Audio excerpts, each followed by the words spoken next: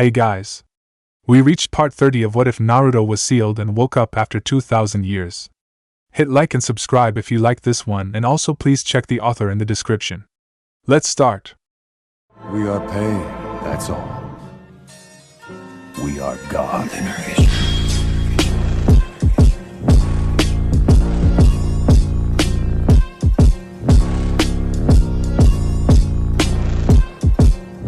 Yeah, she doesn't know the ship layout.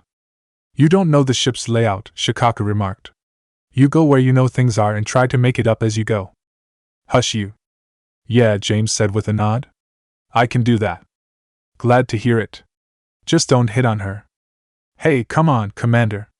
She has a girlfriend. That didn't faze him. I'm aware. Naruto was surprised. You are? The Clayton heir and the daughter of matriarch Benizia dating is going to make news, especially in the gossip magazines. And you read those magazines? Well, when you're waiting and there's nothing else to read. He got the picture. Help her to the ship and don't mention Liara's going to be on it either. I want to see how long it takes for them to find each other. You got it. He walked towards Maya. They started talking and soon left. Well, that's one problem taken care of, Naruto thought to himself as he watched them leave. Why is it a problem? Son asked the blonde. It didn't seem like a problem to the Yonbi. Ma'am, I can't say when we're deploying, or where, or why, a soldier's voice said from the nearby lounge. Naruto looked in that direction.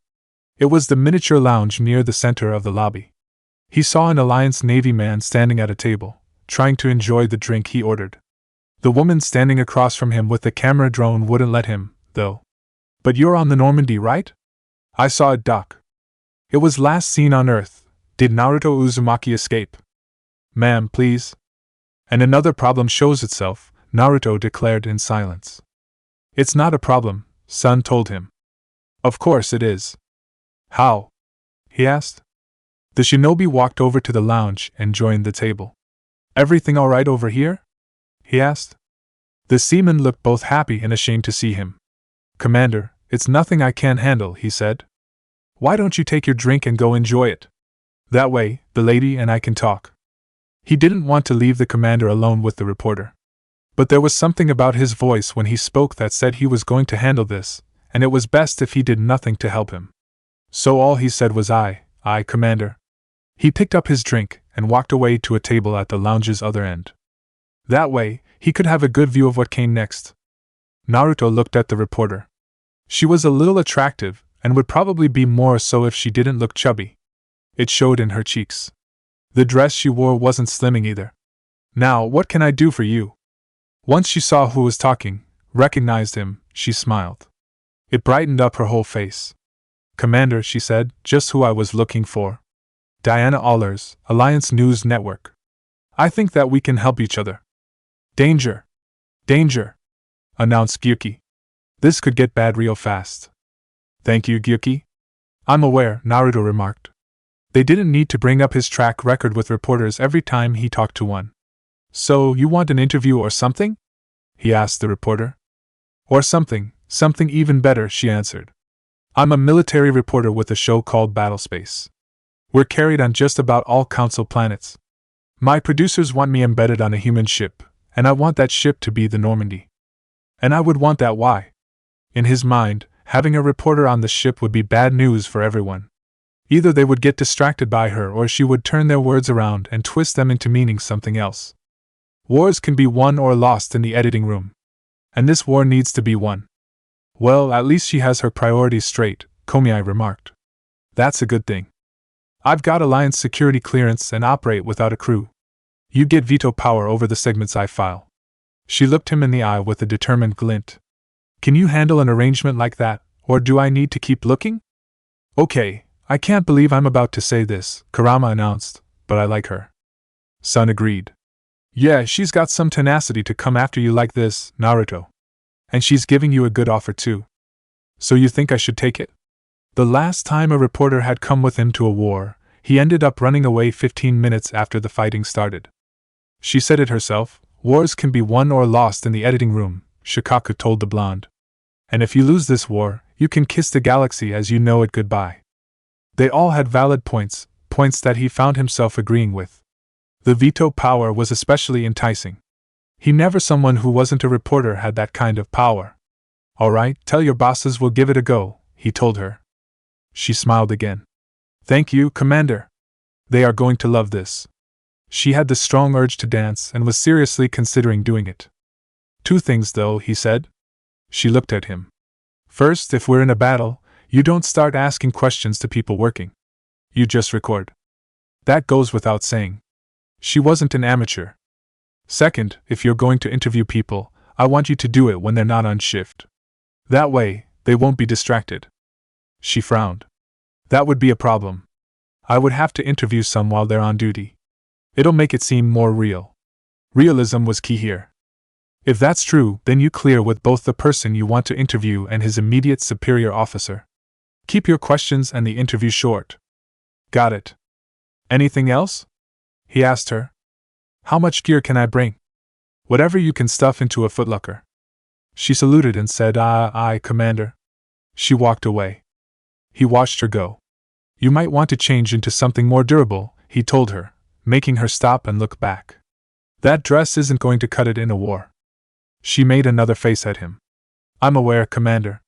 I wear this because this is the Citadel. You have to give an image here, you know. Perhaps, he replied. He had never been one who paid attention to images. He was who he was, no matter what people said about him. She didn't say anything about that and walked away. Hey, Commander? Said Joker through the comm. Any chance you can get back to the ship ASAP? What's the matter, Joker? He asked. Child Services is here. He frowned confusedly. Why? They've come for the kids. They're taking them off the ship. Say what now? They're here to take kids away, to be put in an orphanage or something. They're doing this without your approval. He was already moving out of the lounge when he heard that. He walked to the door leading to the airlock, but it opened before he reached it. A harried woman came out of it, and the kids followed behind her. They didn't look like they wanted to be there but had no choice. Hey! He called out to the woman, his voice flooding the lobby. Everyone stopped at his voice and they all looked at him. The kids saw him. Jiraiya and Hashirama looked happy, Anko looked a little less irritated. She did too. Yes? She asked in a tired voice. She was annoyed at being interrupted. What are you doing? My job, she said shortly. Do you mind letting me do it? Where are you taking those kids? To an orphanage where they can be adopted, she told him. They are children without parents. They're on my ship. What of it? He scowled at her dismissal. They're my responsibility. We thank you for taking responsibility for them. We will take them from here. Anger grew inside his stomach. It coiled up inside, begging him to lash out at her. They were his responsibility. He would be damned before Cammy that they were taken away without his approval on the matter, and especially not to an orphanage. If they went there, they would probably never get out of the system. The woman didn't even know if their parents were alive or not. She was making assumptions. They are not going anyway. You tell her, Sensei. Jiraiya crowed. The woman looked sharply at him, her head moving fast enough to crack. Sensei? She said. She looked up at Naruto. You're their teacher. Naruto, you've been given a loophole, Kurama said to the blonde. I know. He saw it. Are you going to do anything about it? He was given a choice, one that would probably change his life. One option made him nervous as all hell and would possibly be deadly to them. But the other would leave them in a system that didn't work in his experience. He had to make a choice. And he was going to. But he also had to make something clear. If you're thinking that I'm their academy teacher, I am not, he told her. Jiraiya's triumphant look was snatched away by devastation. Hashirama looked shocked too. Enko was a little surprised, but she didn't say anything. I'm their Jonin instructor. Their eyes brightened while the child service representatives went wide. Jonin? She repeated. You're their Jonin instructor? That's what I said. She looked at the kids. But they're not Genin. You sure about that? He asked. What? Thank you, ma'am, he said to her, walking over to her. I'll take back my students now. They gathered on him as soon as he said that. They looked relieved. Sir, I have to protest, she told him. He looked at her with a puzzled expression. Protest? He asked. He was faking it a little, but she didn't know that. They're kids. They can't be genin. They are now. You want to complain, take it up with my superiors. She looked infuriated. I will do that. She turned around and stomped away. Have a good day, he called after her. She actually stomped away harder at that, looking more annoyed. I'm not sure that was a good sally against her, Coco remarked. I really don't care about her right now. You should, Kurama told the blonde. You know that she's going to follow through with her promise. I'll deal with that when the time comes. For now, he was going to focus on the kids surrounding him. They had eyes full of surprise and wonder. Did you mean it? Jiraiya asked him. Are you really our Jonin instructor? That's what I said, he replied. Enko looked like she was trying to understand with limited success. But you can't just do that, she protested. Why's that? We're not genin. Congratulations, you just graduated. They were old enough in his eyes for what came next. They just needed to learn. Hashirama was nervous. Will the higher-ups accept that? They'll have to, he said shortly. But they didn't need to worry about that. Come on, let's get back to the ship. They followed him happily through the door. Despite their misgivings and nervousness about what just happened, they were also excited. They were genin, actual shinobi now. And they were going to be trained by a living legend. Location, the Normandy. The Child Services representative did call his superiors, going right for Udina. He in turn called Naruto on the ship. They argued about what he did. It was a short fight but rather intense. Udina wanted the kids to go to an orphanage but Naruto stayed firm on his decision. They were going to be shinobi and he was going to train them. He cited his own youth as an example. When Udina protested that those times and practices were long gone, he bluntly reminded the counselor that they were in a war. It was very likely that they were going to have to use children soldiers. When the fighting was done, they were able to make a compromise. The kids would become genin, granted the rank of serviceman 3rd class, and be trained by Naruto, but they wouldn't be able to receive a promotion to chunin during the war and not until they were legal adults too. Also, they would be the only children soldiers in this war. Udina threatened that any more would happen over my dead body. Naruto was more than happy to concede that.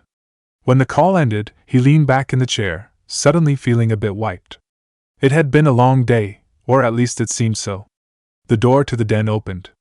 He looked over and saw Liara striding in. What's up? He asked her, coming out of the chair. I've been forwarding Spiratus information on the Prothean device, she said.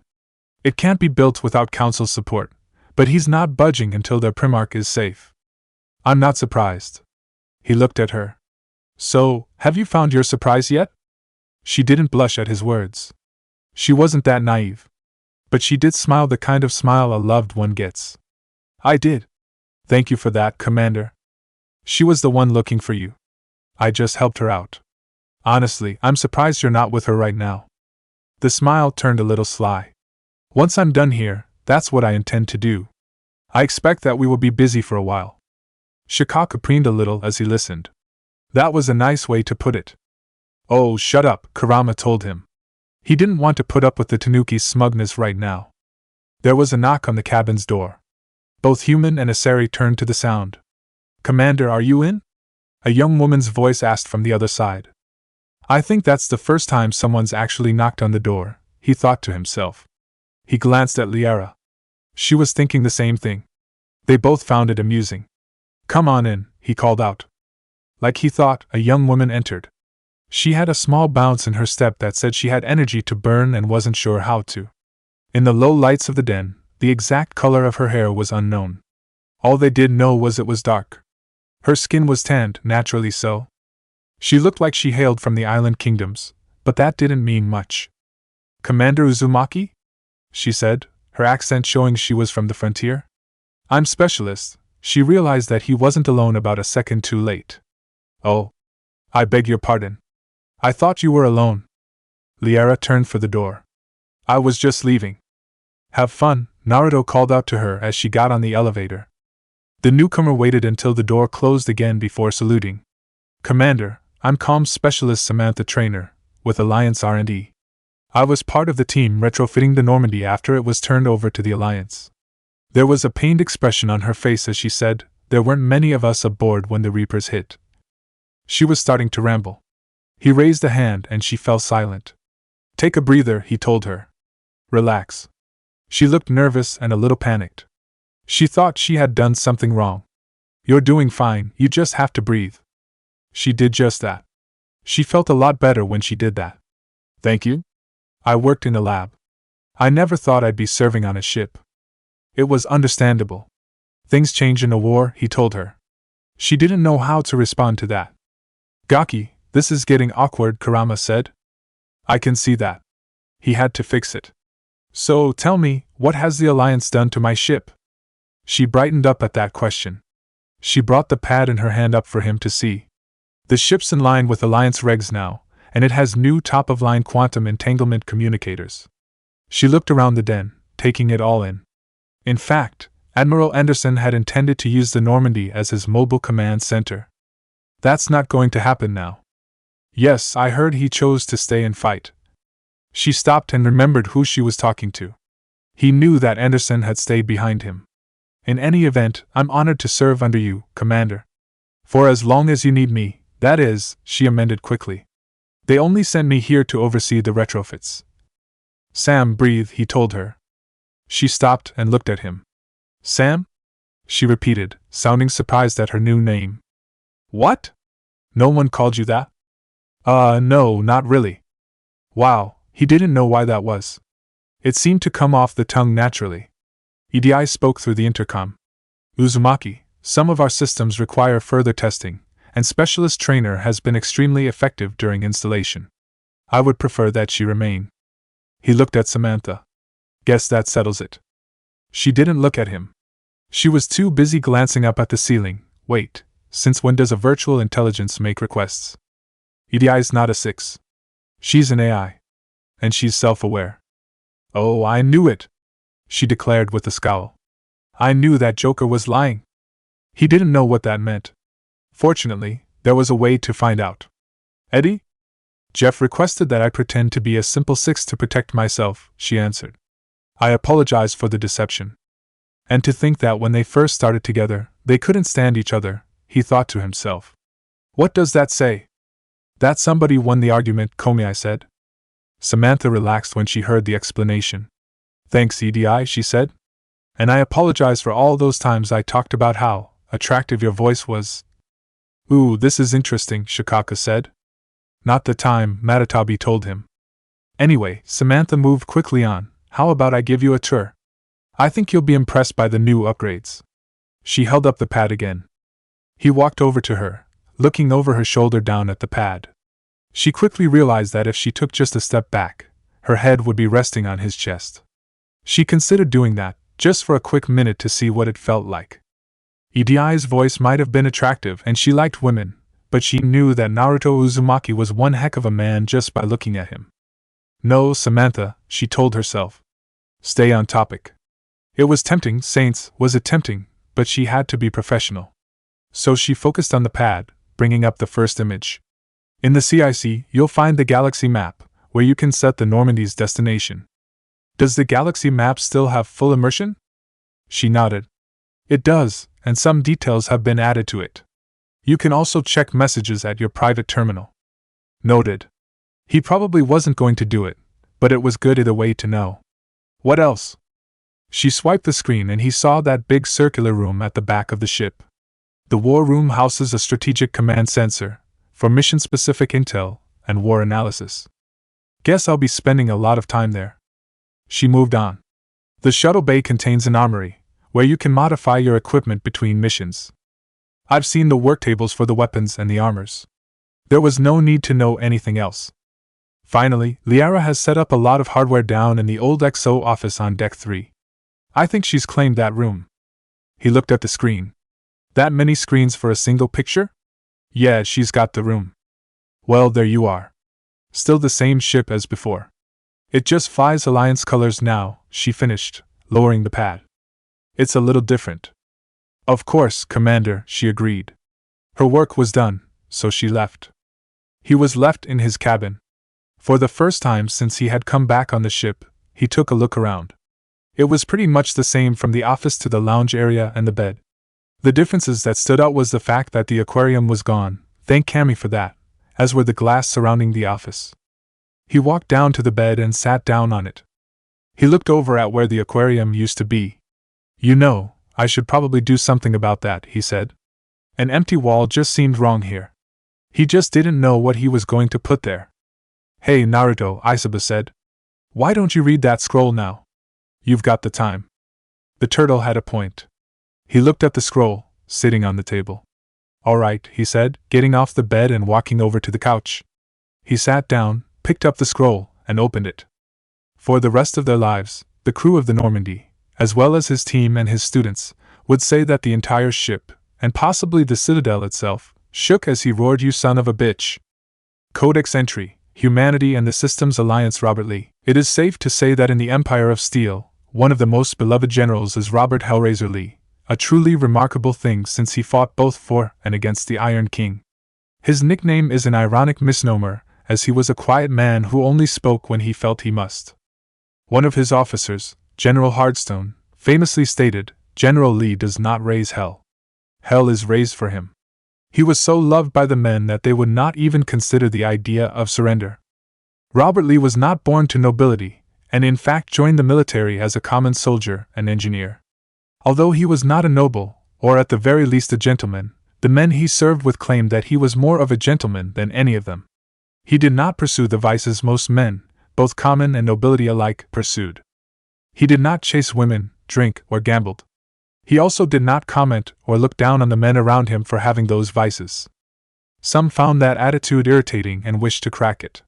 One story tells that Lee's captain ordered him to report to him. When he found his captain, he was sitting with a woman on each leg, drinking whiskey from the bottle, and laughing roaringly at a card game turned fight. Lee reported as instructed and kept his eyes on the captain, not looking at any of the supposed vices in the room.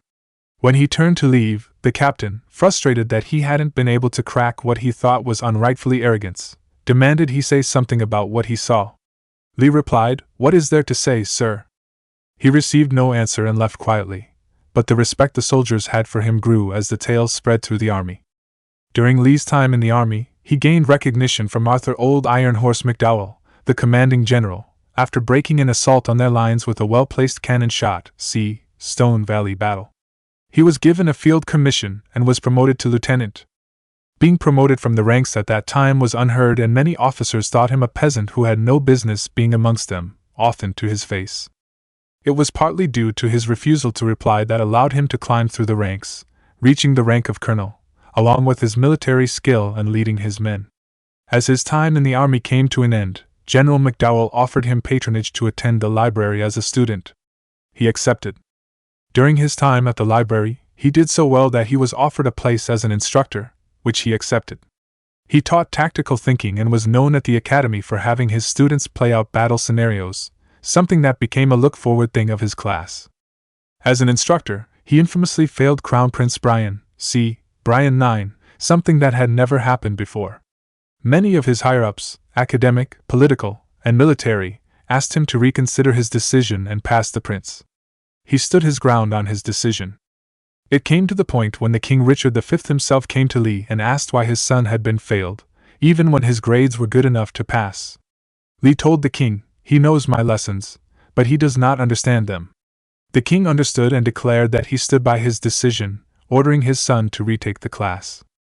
The next time, he passed. Lee was a respected man for what he had done with himself, with some have even saying that he was what a noble should be. When the frontier divided itself into a civil war, see The Shattered Years, he was offered command of the army by McDowell. But to the shock of the king's supporters, he resigned his commission and instead joined the rebels. He was given a command in their ranks, but as the rebel government realized his worth, they put him in command of their entire army. It was thanks to Lee's command of the rebel forces, outmanned and outgunned by the Loyalists, that they were able to fight a war that lasted for 6 years. He was able to outmaneuver each commander the Loyalists sent to fight him. Their political incompetence also aided him. When they were able to catch him, and have a fighting chance, the men he led fought with such a fury that they were able to achieve victory.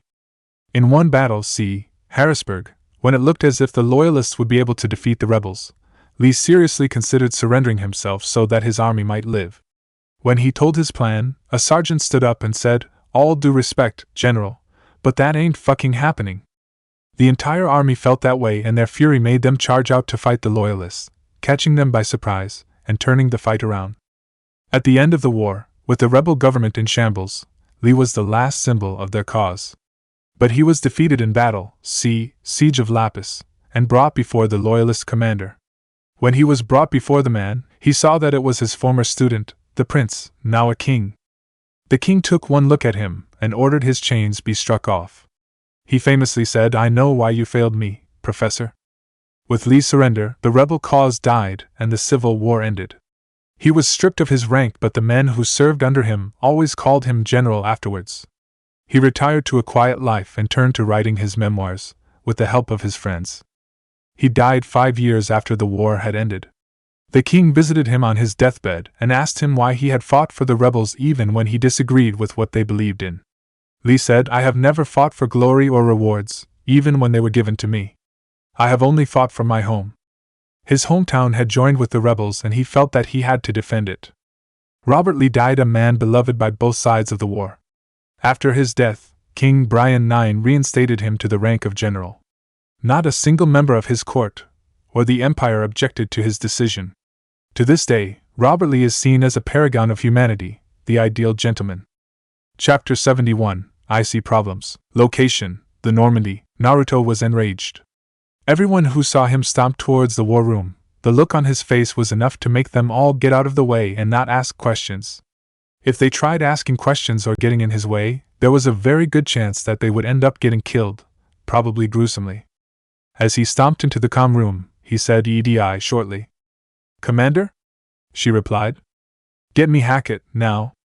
Even the AI could see how angry the shinobi was. If she was human, she would have felt fear.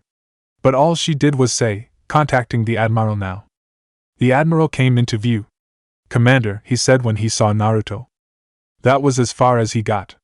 "What the hell is this?" Naruto demanded, holding the scroll up for him to see. He looked at it once. "I see you finally read it." "That's not what I asked, Hackett." "What the hell is this?" "It is the instructions on how to properly do the Edo Tensei." "What is it doing here?" "Originally it was stored in the vault, but when you came back and we were warned about the Reapers, it was taken out." He knew that he was hearing a good explanation. But all it did was make him even angrier. "I'm not talking about that." "Then please be more specific. What's it still existing for?" he demanded, gesturing at the damn scroll again. "It should have been destroyed." "It was supposed to, after extensive research." "Then why wasn't it?" "Because of you, Commander." He stopped, going completely still at those words. He wasn't the only one. "Did I hear that right?" Sun asked. "I heard it," Yuki said. Isaba said, "I heard it too." Naruto digested those words. Strangely enough, they had a calming effect on him. He looked at Hackett. "What do you mean?" "I'm talking about your meeting with Sakura Haruno on her deathbed. She regained enough of her strength to call a meeting of the Alliance Command. She ordered them to store the instructions away until they would be needed. She claimed that there was a great evil sleeping in the darkness between the stars and that the jutsu would be needed to use against that evil. If she had been any other woman, she would have been laughed off. But they heeded her instructions. You could almost say that she made a prophecy. And she wanted me to be the one who used it." "Yes." He looked down at the scroll again. He knew that it was something that Sakura or any one of them would have done in this situation. After all, what better kind of soldier was there against an enemy that could destroy someone easily as taking apart bread? The dead kind. But even so, he still remembered fighting the dead during the war, so did everyone else. Seeing the faces of people that had long since passed, even if they wanted to see them again, was terrifying and shocking in a way that they never felt before. When Obito stopped using the jutsu, having stolen it from Kabuto, and started relying more on people willing to serve him, they all breathed in relief. All those memories of the dead bubbled up in his mind, making it feel as it was still fresh as yesterday. "No," he finally said. Hackett looked at him warily. "Commander, no. This isn't up for debate, Commander. We need to use that jutsu." His callous way of dismissing his fears and worries irritated the blonde. "Do you even know what we need to make this thing work?" "Yes, DNA of subjects and live bodies." He gestured at the scroll. "If you'll look further into the scroll, you'll find seals that contain blood samples of every legendary shinobi we knew we could find. What? He looked back at the scroll. He hadn't read that far. As soon as he had seen the instructions in the name, he had blown up and marched down here for an explanation. But now, he had to wonder just who was in there. His teachers? His friends? People he had known? He stopped himself. That wasn't the point he was trying to make. And what about the bodies? He demanded. There are prisoners who are on death row that can be placed in the Normandy for your disposal. That should clear up the problem. His mouth fell open in clear shock. What? It's not the best option, Hackett said, continuing on like nothing was wrong. But I think in the situation, we can't afford to be picky. What? He looked at the blonde with a puzzled look. Did you hear me, Commander? Naruto snapped back to reality with a scowl. I heard you, Hackett. And you can fucking forget it. Commander, no, Hackett. I'm not going to kill people to use this jutsu, not even if they were on death row. That's just wrong. You have no idea what it would be like for them to suffer like that. I won't do it to them. The Admiral scowled. Now isn't the time to hold on to your morals, Commander. We're in a war that's going to need every possible chance of success thrown at it. That means using something that you don't like. That's because it's wrong. Can you imagine what would happen if this got into the wrong hands? It would be disastrous. Actually, that would probably be underselling it. We're aware of that. It's why we gave it to you. I'm tempted to burn it. You're not going to do that. Why is that? How was the Admiral going to stop him? They were talking while they were light years away from each other. It wasn't like the man could reach out and actually stop him. Udina updated me on your meeting with the Council. Sounds like they're running scared. He folded his arms. Not surprised, but what's the point? What's your plan? Where's he going with this? Isabu asked. He wasn't sure where the Admiral was going. It was suspicious. Shikaka had the same feeling. He didn't like it. I don't know. We should pay a lot more attention. Good idea. Naruto agreed with the sentiment, but that still meant he had to answer. Spiritus gave us a lead on what to do. We go get the Turian Primarch and help him convince the Asari and Solarians to meet in a summit. So you plan to sidestep the Council completely and appeal to their heads of government? More or less, yeah? And what will you do when the Reapers attack? Attack if we have to do, or make sure everyone gets away first. It wasn't the best of plans, but he never was a planner.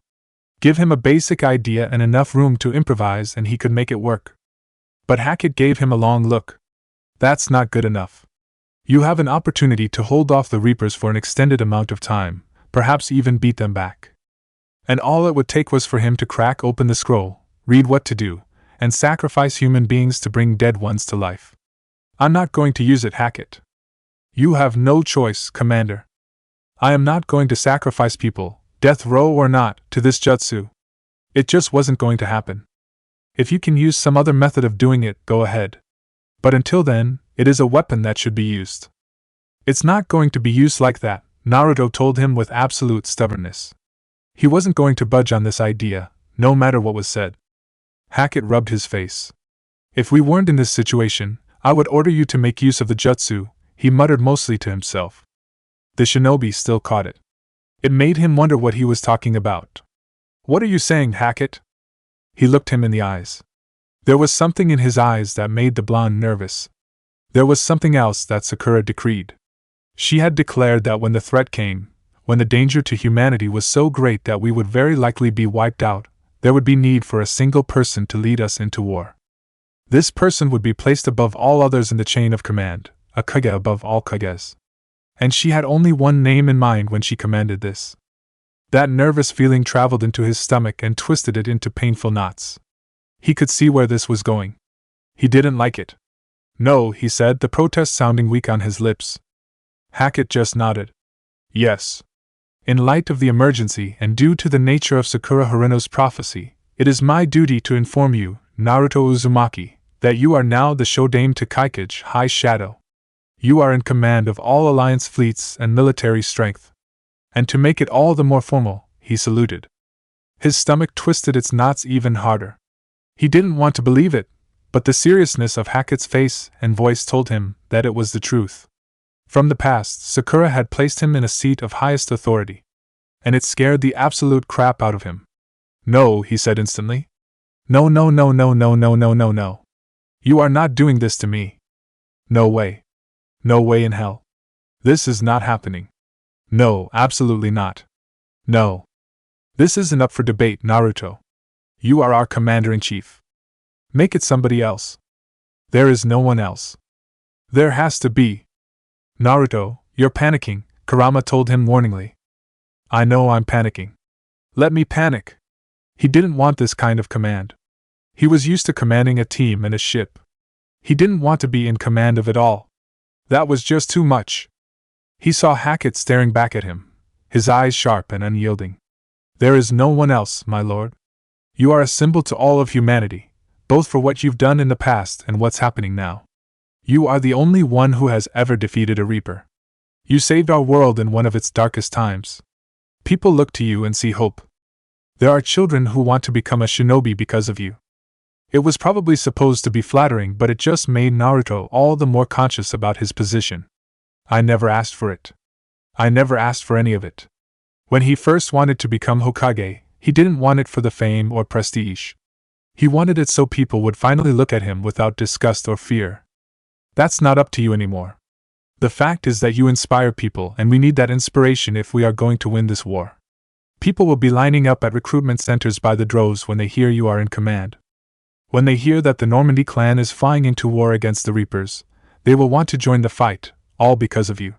His voice was stern and unyielding as he talking, make each point perfectly clear. He would not budge on this. We need you to do this, Naruto. There is no one else.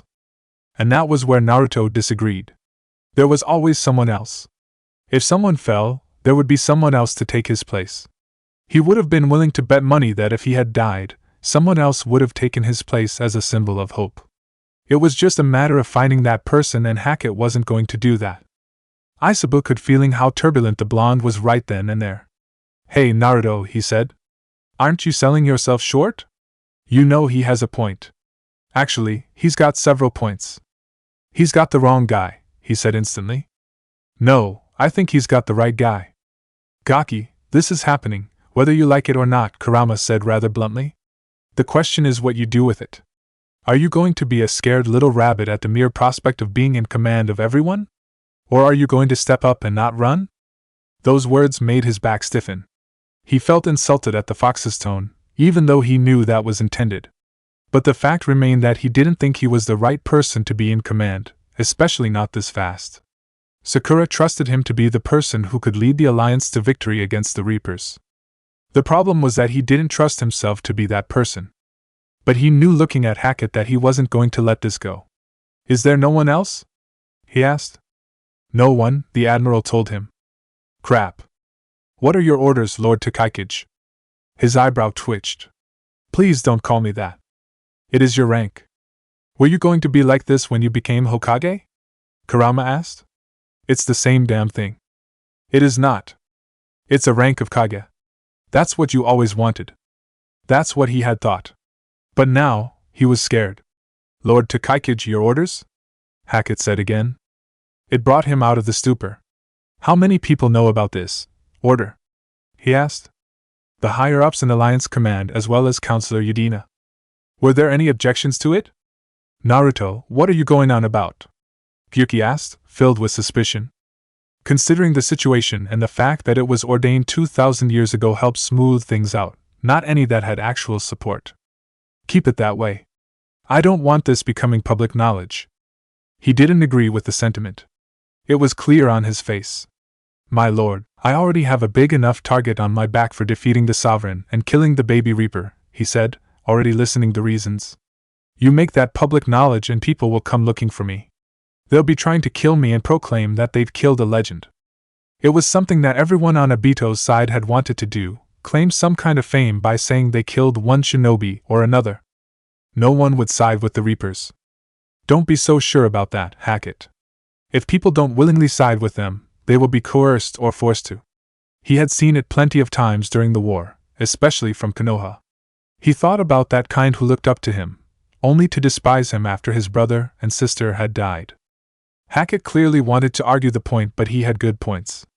All right, he conceded. Do you have any other orders? Just keep the fight on the Reapers. Make sure they don't bleed us any more than they already are. And what will you be doing? What I said, going to talk to the head of governments and get their support. He nodded fiercely. Good, you do that. Build alliances. Gather everything and everybody you can for the cause. Shikaka snorted in derision. That should go without saying. He looked at the other Biju. What, you guys got nothing to say to me? Like what? Sun asked him. Like me to shut it or to stop saying the obvious. He looked pointedly at Kurama as he spoke. The fox noticed. Were you expecting me to say it? Yes. Well, your loss. Besides, it should have gone without saying. What about that Prothean device? Naruto asked Hackett. Find me people who can build it, he said back. And if you can't, I'll take ships, soldiers, supplies, whatever you can get. We need to keep hitting the Reapers across every theater of war they open, buy us time to figure out the device. And once we've got it up and running? Assuming it ever is, we pool all our resources. Think of it as a giant armada for delivering the device when the Reapers are most vulnerable. The stronger you can make that armada, the better its chances of punching through. In other words, you're going to need a very big armada, Komiai remarked. He ignored the obvious remark. An Earth? He asked with a grim expression.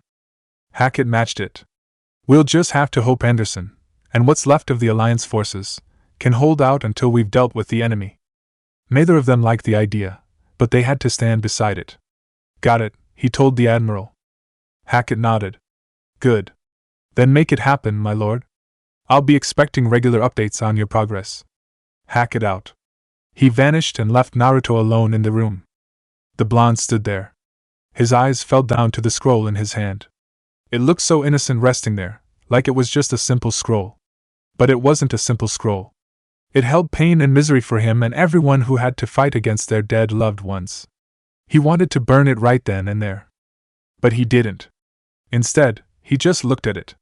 Well, said Kurama, what are you going to do with it? He wanted to say he wanted to burn it so much, but the words could not come out. Instead, he said, I don't know. You don't know. The fox made no attempt to hide his belief of how pathetic those words were. His Jinchuriki didn't blame him. He heard those words and felt they were pathetic too. What do you want me to say, Kurama? That I'm not going to use this? That I would rather see it burn before even thinking about reading the first step? That had been my thought. The Kyuubi didn't hold it against him, though. The Admiral was right. They would need every advantage they could get in this fight, and the Edo Tensei was probably the best way to do it. But Matatabi had a different thought. Naruto, is something about it bothering you? The Nibi asked him. You're really asking me that after everything you just heard me say? She wasn't having it. There's more to it than that. It's something else. Kurama realized it a moment later. If he was human, he might have slapped his head in disgust. Of course there's something else. Why didn't I see it? Can I answer that? Shikaka asked. No. What's he talking about? Komiai asked Matatabi. This isn't just a host of bad memories and an abomination for Naruto, she explained to the Nanabai. It's also a chance for him to see all his friends again. Oh. Wow. That's something.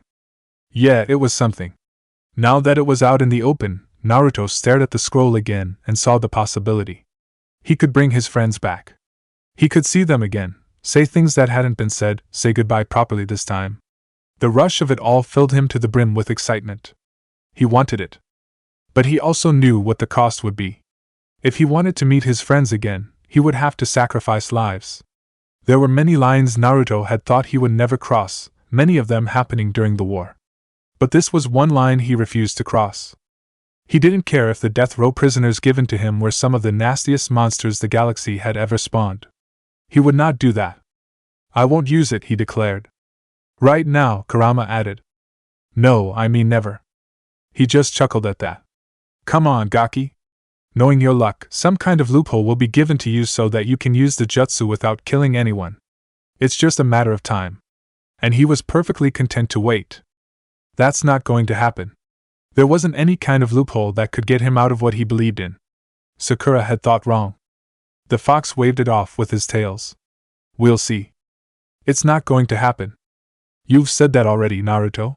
Why are you repeating yourself? He stifled a snarl. The fox had a point, pain in the ass that he was. Joker, he said loudly. Somebody called? Asked his pilot. He turned and walked out of the calm room. We've got a Primarch to rescue. Heading for Turian space now. The flight to Palaven was not a trip done in a day. Joker had to fly at speeds that wouldn't catch a Reaper's attention, which meant he had to fly slower than he'd like. That gave Naruto time to train his new students. It was training that he found they desperately needed. By the standards of his own education, they were seriously behind. Time and peace might have lengthened the educational years, but that wouldn't cut it. He was going to have to be ruthless with them. And that was what he was. All the times they had finished his training, they more limped than walked back to the elevator, all groaning for a chance at a hot shower or food. But despite the kind of training they were going through, the kind a naive person would scream was torture, they didn't complain. They actually found that this kind of training exciting and challenging. Not even Anko was complaining about what they were doing was boring. She knew that she was being instructed by a master, and willingly put her nose to the grindstone. Right now, he had them in the cargo hold, which was rapidly being nicknamed the training ground thanks to all the lessons they had there. Naruto watched his students as they sat on rods that could barely hold their weight. He wanted to see how they could concentrate and hold their balance on a small thing. Surprisingly, it was Jiraiya who had the most success. Well, it was surprising to everyone else. Naruto had a feeling that the kid would be a lot like him. He wouldn't understand the lecture, but given a demonstration and he would get it. On the other hand, Hashirama was the one who wobbled the most and fell down the most too. Anko was somewhere in the middle, wobbling but not falling down. Naruto leaned against the weapons counter, watching them hold their balance. What do you think? He asked his tenants. Time to trip them up, Kurama declared. He smirked. Glad to see we're of one mind on that. He grabbed the first wrench from the pile he had collected. Think fast, he shouted. Jiraiya opened his eyes just in time to see the wrench came right at him. What the? He said, just as the wrench hit his forehead, knocking him off his rod. Oh. Jiraiya? Asked Hashirama, looking at him. Then he saw a wrench thrown at him. He fell off his rod from the surprise of it. Anko tried to catch hers but missed and fell off too. Naruto let them groan on the floor for a moment before telling them, come on, get up. What? Said a dazed Jiraiya. What did you say? I said get up. Please give me a minute to lay down with my pain. Minute's over. Get up. They struggled to get back on their feet, rubbing their heads to massage the pain away. All right, what happened? Jiraiya picked up the wrench and pointed it accusingly at him. You threw wrenches at us. Yes. Why did I do that? You felt like being sadistic?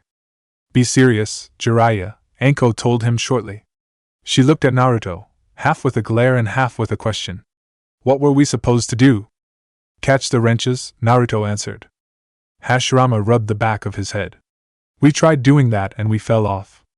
Try better next time. You'll have to catch the wrenches and keep your balance on the rods. We can't do that, Jiraiya protested. It's taking all of my focus just to stay on the rod. I know that you can't do that. Then why are we doing it? It felt like it was cruel and unusual punishment to him, but he wasn't going to say that out loud. He wasn't an idiot. He looked at them all. They had the same question in their eyes. This kind of training is something that has meaning for fresh shinobi and experience. For the fresh, it's a way to train your sense of balance while also keeping your awareness around you. If you don't have that in a fight, you're liable to end up dead. It made sense to them. But it did raise a question for Hashirama. What does it do for experienced shinobi? It lets them see if they catch something while standing on a small surface. Trust me, that takes work. They looked at the rods again. So we've got it a little bit easy, huh? As soon as he said it, he knew that it was a stupid question. Anko knew it was too. That was why she gave him that look. Jiraiya ignored her and slung an arm around his shoulder. Think nothing of it, Hashi. Just think, we'll be able to use this kind of training when we go with Sensei on missions. The comment was innocently said, not even thought about. But it made Naruto freeze all the same. What did you say? He asked the kid. He looked back and said, we're going on missions with you. Oh, this was bad. He had to head this off immediately. What in the name of Kami makes you think that you're going on missions with me? Now he was confused. They weren't going on missions? We're your students, he said. We're supposed to follow you on missions. You're not ready for missions, not yet. But, kid, if we weren't in a war, the only missions you would be taking are dog walking and fence painting. He looked at them all. Make no mistake. You might be Jenin and my students, but you are not ready. People will look at you and see so much green they'll wonder why I decided to bring along with me. Hey! Both Hashirama and Anko jabbed their teammate in the sides, stopping him before he made any more kind of a racket. The Senju looked at their sensei. How are we supposed to lose our green if we don't go on missions? You'll be going on missions, he replied. Once I think you're ready. Until then, you're staying on the ship. That's it? Anko asked. We're going to be on the ship doing nothing. He was about to say yes, but then he got an idea. There was still a way for them to suffer through Genin missions. He wasn't going to deny them that privilege. That would be wrong of him. No, you're going to be something. What? Whatever someone on this ship tells you to do. Someone tells you to polish and clean the guns, you do it. Someone tells you to help cook dinner, you do it. Someone tells you to clean the bathroom, you do it. We're going to be doing menial labor? Yes, he said bluntly. That is how you get experience and learn what to do. You'll be doing these missions as a team. Hashirama realized what was happening. His face brightened up at that. Oh, I see what's happening. Naruto looked at him. Now came time for gentle prodding. Do you know? Yeah. Those missions will help us function better as a team and let us see where we fall and how to operate, who's good at doing what. He grinned widely, proud to have figured it out. How about that? Said the fox. He's got a brain in his head. No taking your grudge on the old out on the new, furball, Naruto said. Humph. Great, Anko with a long sarcastic drawl. Just how are we supposed to learn how to function as a team and control our chakra while doing dishes? She gave him a superior look, one that said she knew she had him. Or so she thought. You know what, Anko? If you have to ask that question, then it's clear that's what your first mission is going to be. Both the boys groaned at that. Jiraiya glared at her. Nice going, Anko. She didn't say anything back. She was too busy being annoyed at being caught off guard like that. Hey, Joker? Naruto called out. What's up? Joker replied through the intercom. The kids looked up with surprise. They knew that there was an intercom on the ship, how else would people talk across decks? But they didn't know a dialogue could be opened that fast. Was he listening on us? Jiraiya asked the others. Does it look like I know? Anko asked back. He scowled. Not the time, Anko. She scowled back at him. It would have settled into a glaring match if not for Hashirama. Guys, stay focused, he told them both. We've got to pay attention. Is dinner about ready? Naruto asked his pilot. I think it's about ready, yeah? Perfect. Thanks for that, Joker. Yeah, no problem. He looked at the kids as the intercom. What are you still standing here for? He asked them. Their momentary confusion was quickly replaced with realization. You want us to help serve dinner?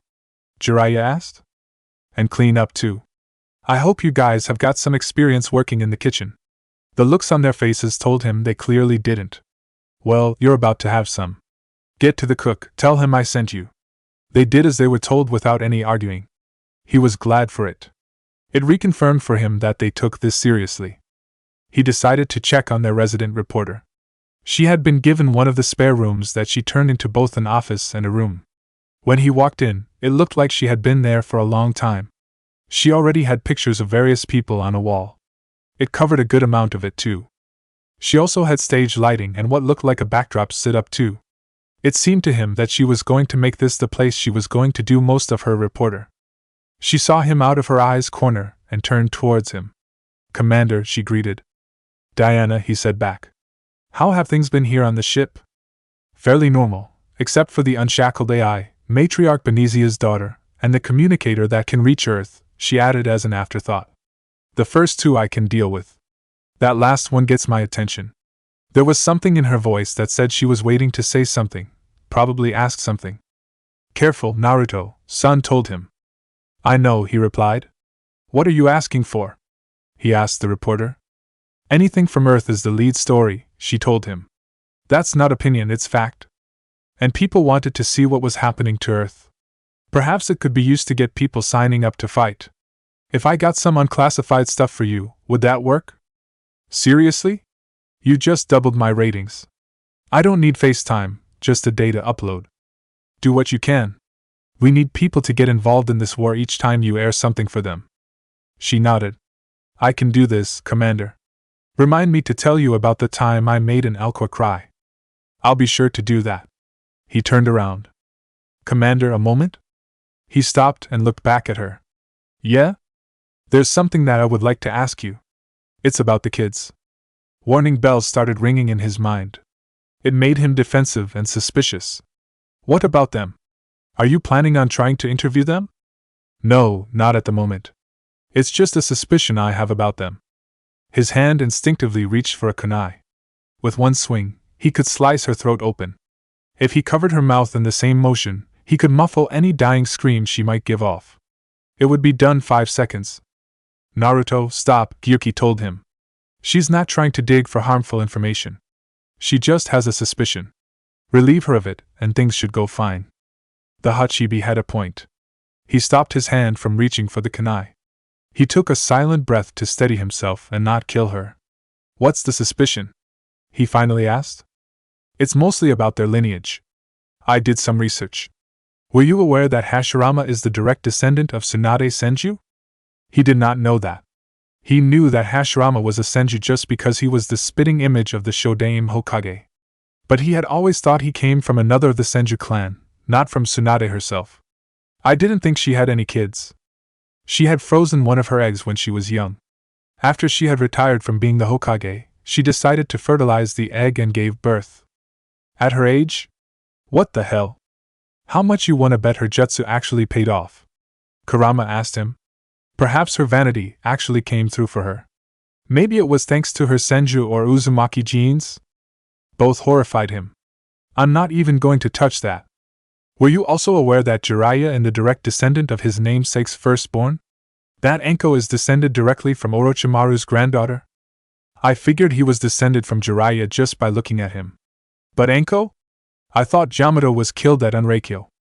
You know, now that I think about it, why was a girl named Yamato? Shikaka said aloud. The other Biju looked at him flatly. Are you serious? Kurama asked. Hey, it's a question. Matatabi looked at the Tanuki. You decided now of all times to ask it? When else would it be asked? Do you know? No, I wasn't there. Maybe they thought the baby was going to be a boy ahead of time and named it wrong, Naruto threw out a suggestion. He was trying to stay focused on what the reporter was saying. Her godfather preserved her DNA after the massacre. Once the war had ended, he was able to transform it into an egg and fertilize it. He impregnated a woman with the egg and she gave birth to Shiro Karasahibi. Who was her godfather? Even though he asked the question, he had a sinking suspicion that he already knew who it was. Kabuto. Knew it. I knew it. Naruto, you're getting off topic, Saiken told him. Get back on track. Right. He looked at Diana. What exactly is your point about all this? Well, considering their lineage and considering it is who's training them, she said with a somehow knowing smirk, would it be safe to assume that you are training the next? Stop right there, he ordered, holding up his hand. She did as she was told but kept her eyes on him. I know what you're thinking, and I will only say this, it's a possibility I'm considering. Her eyes brightened at the prospect. The 4th generation of Sannin, she said with wonder in her voice. This stays between us, he told her, an edge to his voice. I don't want anyone else being told, especially not the kids. I don't want them getting swelled heads thinking that they'll be better than others. I'd like to keep them alive.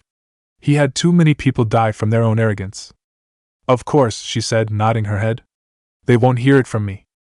That wasn't reassuring. Just because she wouldn't say anything to them didn't mean she wouldn't have a way to find a loophole. He had to head that off before she thought of something. They won't hear from anyone. I understand. Good. This time, he did leave. He walked out of the deck and went to find Liara. Like Sam had told him, she had taken over Miranda's old office, with a few different things. He found her working on her Omni tool, keeping an eye on the screens. Geez, Liara, he said to her. Just how many screens did you bring in here? They dominated the entire wall, and they were all a part of a giant image. He looked behind her and saw crates stacked up against the other wall, leaving only enough room for a desk. There was a bed at the back, although there was a hammock strung up over it, with a hat hanging in it. She looked up from the Omni tool. A few things were necessary. That's a lot of a few things. I'd be a very silent shadow broker without data feeds, she remarked with a small smile. The hat moved and Maya's sleepy face appeared underneath. Who's there? She asked, rubbing a bleary eye. Once her vision cleared up, she saw it was Naruto. Oh, hey there, mate. Hey, Maya. It looks like they found each other easily enough. She didn't say anything else, choosing to fall back down into the hammock. He looked back at Liara. So, you got what you need? What I could get, she said back. We'll need it to research this Prothean device. Until we understand precisely what it does, it's far too dangerous to use. That was true. What was also true was that they might not have the chance to understand it fully. Do you think it will work? The Protheans wouldn't have poured their last resources into this device if they thought otherwise. I understand. We'd like to know what we're getting into here. Absolutely. The damage it could cause if it backfired is unthinkable. She looked at the screens again. I'm working with EDI. Hopefully we can discover what the Protheans left for us. But we're going to need a lot of specialists just to decode it. That high-tech, huh? She nodded. I'd have killed for a glimpse of it during graduate school. He heard a faint buzzing noise off to the left. There was a bright-looking drone resting atop the crates. What's with the drone? He asked her. As if it heard him, the drone lifted up and flew over to them. Liara barely paid attention to it. Its name is Glyph. It helped sort through all the data that led me to the archive on Odin. It came to a stop hovering over her shoulder. It was a pleasure to be of assistance, Doctor. Then it flew back over to the crates. Glyphs interfaced with the data feeds. Its analytical software should come in handy. Naruto watched the drone for a moment longer. He come with being the shadow broker? Yes. What's that like? It probably felt something like being Jiraiya, at least to him. She smiled a little bit. It's been exciting. The old broker's ship? Impressive, but it was never meant to be space-worthy. Which meant the elusive man eventually tracked me down on Hagalaz. He frowned. He was really starting to dislike when the elusive man poked around his friends. What happened? I knew he was coming. Furin and I loaded up as much of the ship's specialized hardware onto a shuttle as we could. We got away from the Akatsuki's ships after arranging an appropriate distraction. And that would have been sending the broker's ship exploding into an Akatsuki cruiser. She smirked. I don't think the elusive man expected me to give up my resources in such a spectacular fashion. Neither would I, Naruto admitted. He never thought she had it in her to do something like that. Nice going, Liara. She blushed a little bit at the praise. It reminded him of when she first joined the team. She felt a lot younger back then. Well, I couldn't let the elusive man have it, she explained. I saved what was crucial. My network of agents is intact, although the Reapers have taken a toll on their numbers. It's taking a while to re-establish contact. But once they do, you'll be at it again. Yes, that is true. She looked at him. Now, if you'll excuse me, Commander. He wasn't sure why she was giving him an implication. Then he actually looked at her and realized that she was wearing a shirt and a pair of panties. That was it. Oh, sorry, he apologized as realization came hammering home. I didn't think that you and Maya were going to be that kind of busy. We were taking a small break, she said with a straight face. Break's over. She's fine with that? He wasn't trying to sound like a parent. It just kinda came out like that. She glanced knowingly over at the hammock. That hat is the only thing she's wearing, she told him.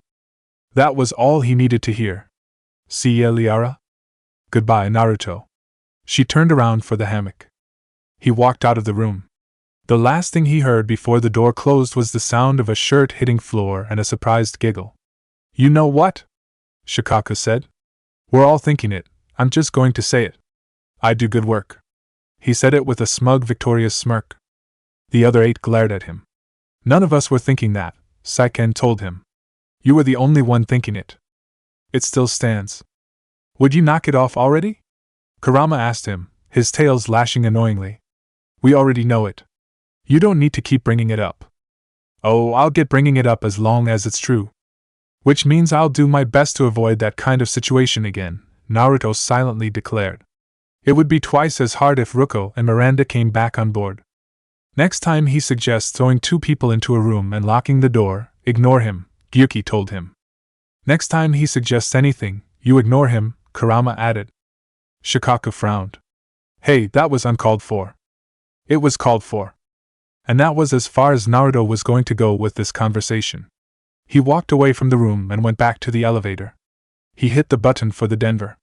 There wasn't really anything left to do, not until dinner. Once that happened, he'd come down and watch his students suffer. He was beginning to understand Kakashi better now. If he could, he'd start showing up late too. Of course, Kakashi had a reason and they were on a ship. He really couldn't delay that long. The elevator opened and he found himself looking out at the galactic map. He looked at the buttons. He had hit the right one and there didn't seem like anyone was coming on. Do I need to ask EDI about this? He wondered. Then he saw Sam beside the map, working at the station Kelly used to work at. He went over to her. She saw him coming and turned around. Commander, she said, come to check on your new recruit? She wondered what he was doing wearing a hoodie over a pair of pants out in the open like that. She wasn't going to say that out loud though. Something like that, he said. How are you doing? Still trying to get my bearings. When I was working on the Normandy's upgrades, I left at the end of the day. I didn't even have a toothbrush or a change of clothes until I made some emergency purchases on the Citadel. Hey, you need something, just ask around. You'd be surprised at what gets shared on a ship. He had more than one crewmate willing to share a shirt or a spare uniform to someone else who needed it. She quickly raised her hands and waved it off. Oh, it's no trouble, Commander. I'm sure you have larger concerns. It's not a problem, Sam. Ask for what you need. She debated with herself for a moment, trying to figure out if she should say anything or not. My toothbrush is a Sison Pro Mark IV. It uses tiny mass effect fields to break up plaque and massage the gums, she told him. Seriously? That's the first thing she asks for? Isabu asked in complete disbelief. Well, she did mention it, Matatabi remarked. How much? Naruto asked her. 6,000 credits.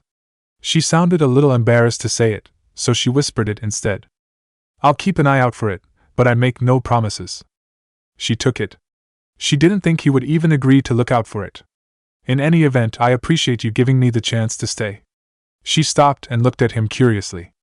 Was there anything else? Nothing, just a little surprising you're concerned about a toothbrush, considering everything that is happening around us. She wasn't insulted by his words. She felt that she wasn't allowed to be insulted with such a point. Oh, believe me, seeing the Reapers on Earth was terrifying. But I won't help anybody by bursting into tears here in the CIC, will I? Being here on the Normandy helps. If anyone can stop the Reapers, it's you. And if flagging your messages and managing strategic intel helps you in any way, then it's worth it. She didn't look at him with a look of unquestioning loyalty, but she did hold a good amount of confidence in him. It showed in how she talked. Even so, he was a little unnerved by how much faith she was putting into him. He wished people would stop doing that. It was hard enough to make them stop believing he was a legend who could do anything. So, how'd you wind up in the military anyway? My family didn't have money for university. When the Alliance saw my aptitude scores, they offered me a full scholarship.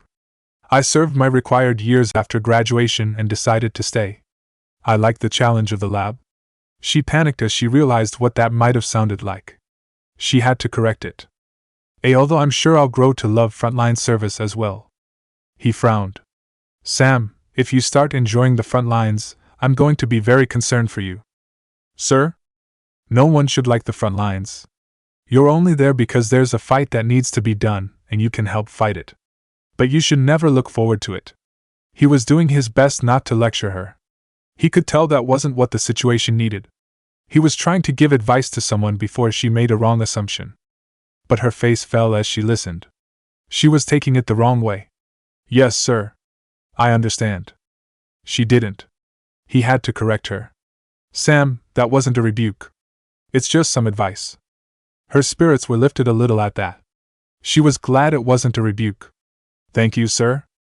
They had to move on from this topic. It was a good thing she gave them one. So, what was it like working in a lab? Did you like it? She smiled. Yes. You'd think quantum entanglement would make communication easy, but imagine incorporating multiple incoming sources and then networking them with extrapolation of time-lag data to construct a coherent situation GUI. She realized that she was started to babble and had to stop before it got really out of hand. She did not want to embarrass herself in front of the commander. It's an exciting challenge, for me, anyway. He smiled. He knew just by listening to her talk about her job that she loved it. Perhaps when this was all done, she could go back to it. Sounds like you got your hands full. I do. She stopped and looked at him for a long moment. She was trying to find something in him.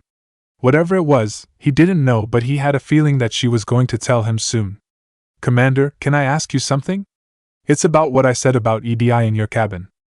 Well, it wasn't exactly what he had been expecting from her. What about it? You're not going to hold it against me, are you? What? That you found a woman's voice attractive? She couldn't look him in the eye. Instead, they fell to the ground. It goes a bit further than that. You like women? Yes. So what? Her eyes came back up. He didn't have a condescending look, or even a sneer on his face. That's all you're going to say? The blonde sighed in exasperation. Why is it people always think I'm one thing, or the other? They keep putting me at the opposite sides. Do they ever consider that I might be somewhere else than there? No, of course not. It sounded like he was ranting, but she couldn't be sure. When he was done talking, she said, Commander? Sorry, I'm just tired of people always doing that to me. Doing what? She asked. He rubbed the bridge of his nose. They think I'm either a prude or a raging pervert. Oh. Now he said it aloud, she could understand it. Well, considering. He held up his hand and she stopped instantly. Were you about to bring up my time or my teachers? She flushed. He really had been through this before. She was going to ask him a question he had already heard. Sorry, she apologized. Don't worry about it. I've heard it plenty of times. So, you're not a pervert? She realized what she had said a second too late and couldn't take it back. She just hoped that no one else had heard her. He shook his head. No. Just because my teachers were perverts doesn't mean I was. And while there might have been some phobic people in the village, the shinobi didn't care who you slept with. If you were a woman and you liked other women, that was fine by the rest of us. That was how the adults thought that Kurenai and Anko had something before Kurenai started dating Asuma. She could have laughed at that, but she held it in. She didn't know how he would react if he saw she was laughing. So you really don't mind? No, of course not.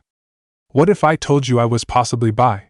She was going on a limb, she knew that. But she truly wanted to see what his reaction would be. He frowned for a moment, trying to figure out what she was saying. You mean bisexual? He asked, looking for confirmation. I'm not quite sure, she admitted. I like women, but I can find a man attractive.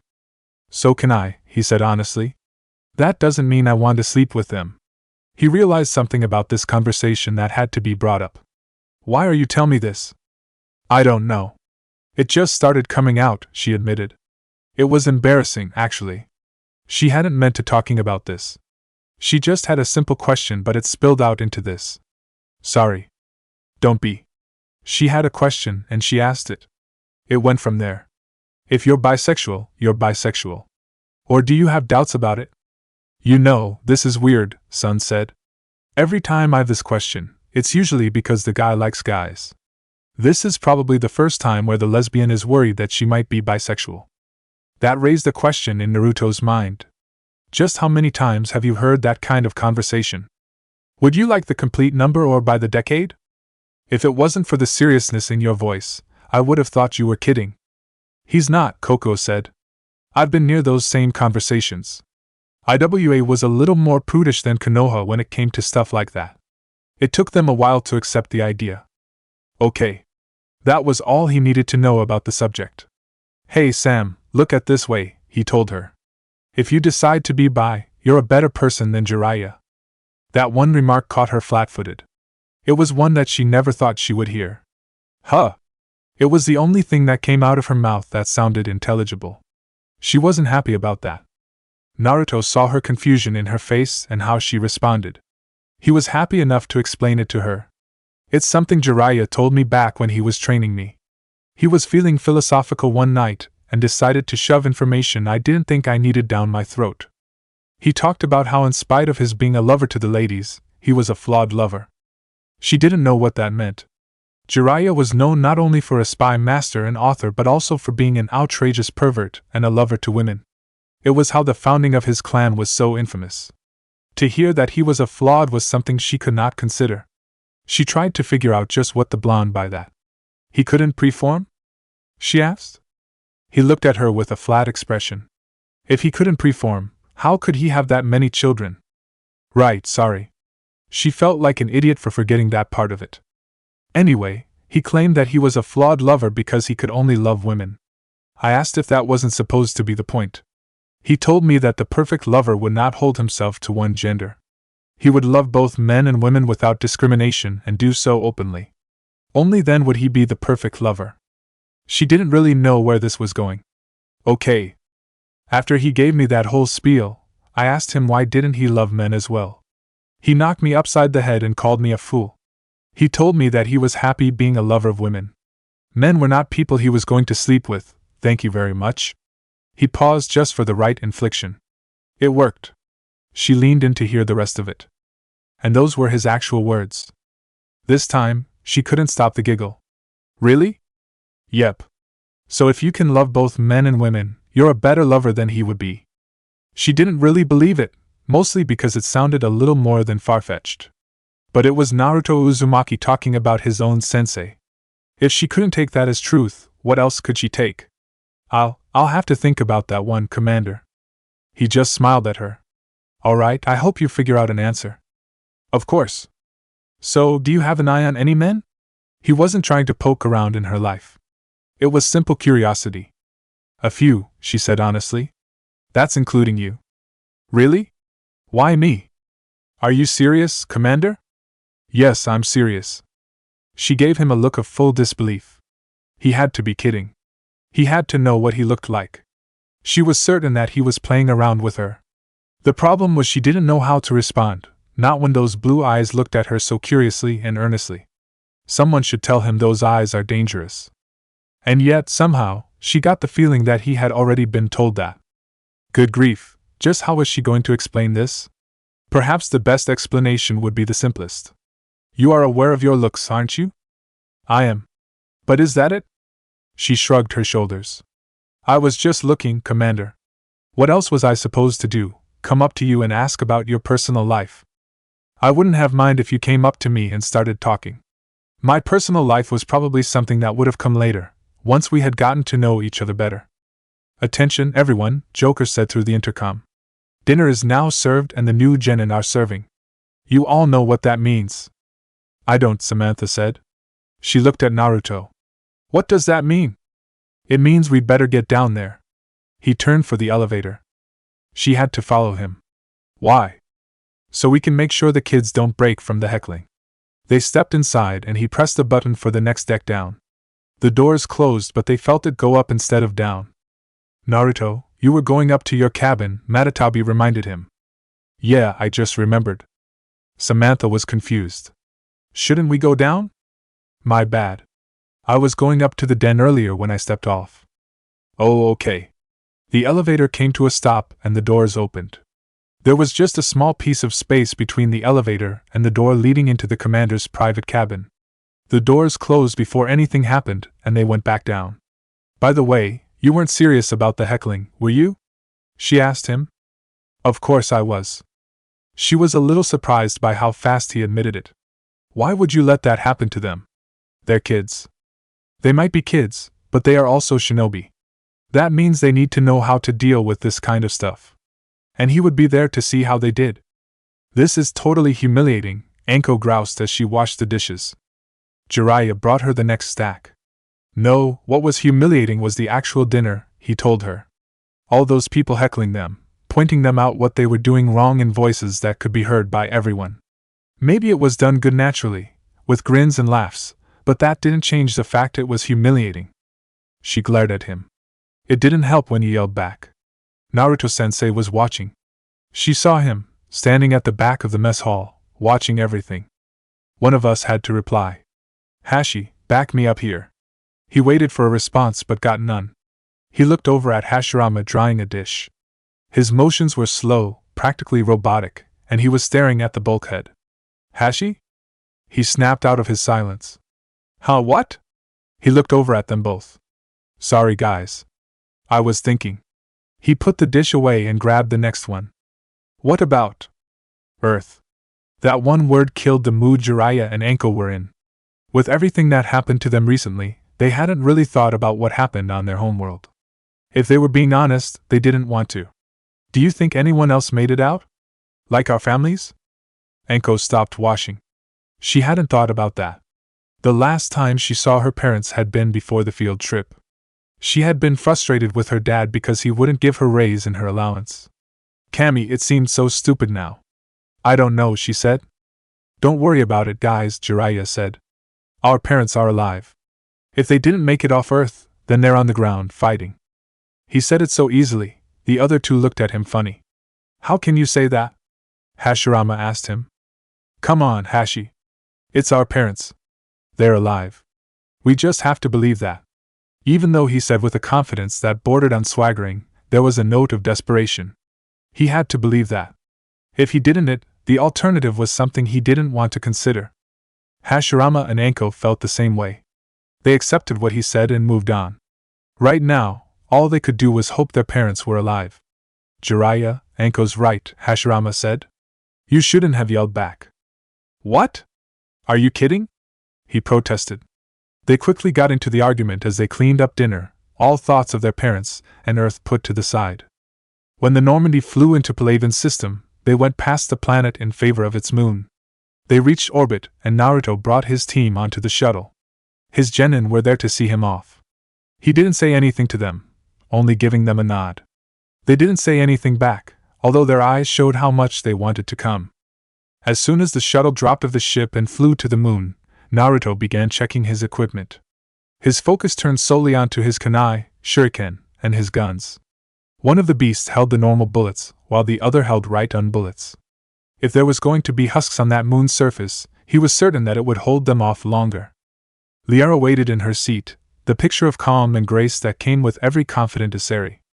A screen next to her came on. She looked at it and read the data. Her calm vanished with a widening sense of horror. Oh no, no, Palaven, she said, looking over at Naruto, her eyes showing her pain. He knew what the pain for. After he had been arrested and taken back to Earth, the rest of the team went their separate ways. The last he heard about Geras, the Turian had gone back to his home world. Shit. What? Said Maya, looking at them both. What's the matter? James was wondering the same thing and looked at them with puzzledly concerned eyes. Geras was on Palaven. He was still puzzled, but she understood. Shit. Shit. Shit. James activated another screen to see what was happening. He understood once he saw the data and the images. Holy hell, they're getting decimated. The Turians are the military strength of the Council, Naruto told the Marine. And the Reapers beating them like they're nothing. James looked at the screen with a sense of apprehension. He didn't like what was happening. Was it like this on Earth? Liara asked the blonde. What I saw? Yes. He looked down at the floor. Yeah, it was. Her heart went out to him. He was there as his planet was being destroyed, and there was nothing he could have done. Naruto, she said, I'm so sorry. Thanks, he said back. It was all he said. Are you going to brood now? Kurama asked him. You know you're not a good brooder. I don't understand why you would bother. Shove off, furball. Sorry, not going to happen. You don't have time to brood about what you didn't do. You've got a battle coming up and you need to focus. So get your shit together, and get ready kick the asses coming up. Kurama, the motivational speaker, son declared in a formal voice. Despite the Yambi's mocking, what the fox had said kicked Naruto out of the funk he was about to drop in. He pulled his eyes up from the floor and went back to checking his weapons. They were all good and ready to be used. There was nothing else to do but wait. They didn't have to wait long. Their pilot shouted back, Commander. The LZ is getting swarmed. Right. Time to play the game. He got up. James, get that hatch open. Maya, grab your rifle. He reached into his holster and pulled out kunai. James was going for the hatch when he saw the kunai. Sir, no disrespect intended, but are those actually going to work? They were going up against machines and whatever monsters they created, and their commander was only going to use kunai. Just get the hatch open, James. And get your gun ready. He wasn't going to argue with that tone of voice. He grabbed his gun on the way over to the hatch. Maya and Naruto joined him. It was a little bit tight for all of them. They would have to make do. Ready? He asked the others. Maya brought her rifle to her shoulder. Ready. Open the hatch, Naruto said, his hands holding the kunai at the ready. He opened the hatch and they were greeted with a quick blast of cold air. The shuttle was flying around the edge of a plateau, near a security post. The post only had a single Turian in it, and he was currently shooting his gun at the husks coming at him. James wasted no time lifting his gun. His firing was selective and in short bursts. But his was the most responsive out of the three. Maya took her time to line up a good shot, one that would cripple and or kill the husk. Naruto took the longest, making sure that he had the right target and didn't lose it. Once he threw the kunai, the targeted husk was down. Coming around to land. The pilot shouted as the husk stared to thin out. The shuttle flew around to the edge and came down close. The shuttle didn't land on the plateau itself, just enough for them to get off. Liara was the last one off and the hatch closed behind her. The husks turned their way as the shuttle took off. Their soulless cold eyes stared at them with the intent to rend and kill. I think we got their attention, James remarked. Maya gave him a flat look. Gee, you think? That's when the husks decided to come rushing for them instead. Nice going. Shut up. People, focus, Naruto told them, holding his last two kunai at the ready. We're about to have company, and they are not going to be leaving. Liara pushed them all. Stay there, she told them. I'll take care of them. Her biotics flared, making her skin glow ever bluer. She threw one punch and her biotics shot forward in a series of quick thunderous sounds. They struck center and exploded outwards violently. Husks were thrown upwards and away. If they weren't flying off the ledge, they were smashing into the rocks hard enough to snap necks. Within a few seconds, the mass horde rushing to them had been destroyed, leaving only a few stragglers at the back who survived. Maya looked at the destruction and could only say one thing. My girlfriend is smart, sexy, and dangerous. Liara glanced back at her with a little smirk. Flattery like that will get you somewhere. I hope so. Guys, later please, Naruto told them, moving towards the stragglers. We got a job to do. They followed him. It wasn't a fight with the stragglers, more like a cleanup. They did it quickly and silently, walking over to the post when they were done. Thanks for the help, the soldier said when he saw them. I thought I was a goner. Normally, Naruto would have said to think nothing about it. But they were in a time crunch. Where's your CO? The soldier answered promptly, Turian discipline kicking in. Straight ahead and around the corner, past the first barricade. They followed his instructions, going around the corner. The camp wasn't far, but they saw a reaper in the sky just beyond. Liara couldn't help but stop and stare at it. She remembered seeing Sovereign, but that had been from within the citadel, not really getting a good look. But now, seeing a proper reaper, she was astounded and terrified. That reaper is enormous. You can say that again, Maya agreed, looking at the same thing. James did too, but tried to keep his cool. Saw bigger ones on Earth, he remarked, a whole lot of them. The swagman scowled. Now isn't the time to be comparing sizes. On that we agree, said Naruto. How's about we stop with the talking and get to the base? It was a sentiment they all agreed with. As they got closer to the base, they saw watchers on the cliffs above them. They acknowledged their presence and went back to keeping watch. The gate, if it could be called that for being a simple barricade, opened for them. They walked in and looked at the camp. What Naruto saw reminded him of a camp back during the war. There were soldiers keeping an eye out, looking over the information, or just running around trying to do what they could. There were wounded and they were kept in their spot, another post like the one they saw out on the perimeter, where they could heal and be tended to. The dead had a spot to themselves as well, that was different. They were laid out, with sheets pulled over their bodies. Another difference was the sounds and the smells. He knew the smell of smoke, fire burning, and cooked flesh if there were wounded with severe burns. Here, all those smells seemed sharper. Was it because of the technology and its level of destruction, the moon's atmosphere, or was it just the Turians? He didn't know. The sounds were a cacophony of explosions, bombs droppings, lasers firing off in the distance, and fighter ships flying by. Now more than ever, he was glad the Genin had stayed on the ship. They would have found this all confusing and distracting.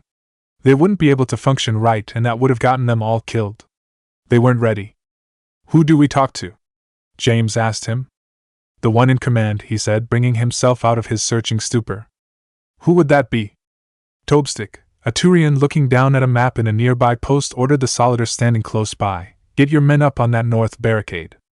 The soldier saluted. "Yes, sir." Naruto looked at the Turian still in the post.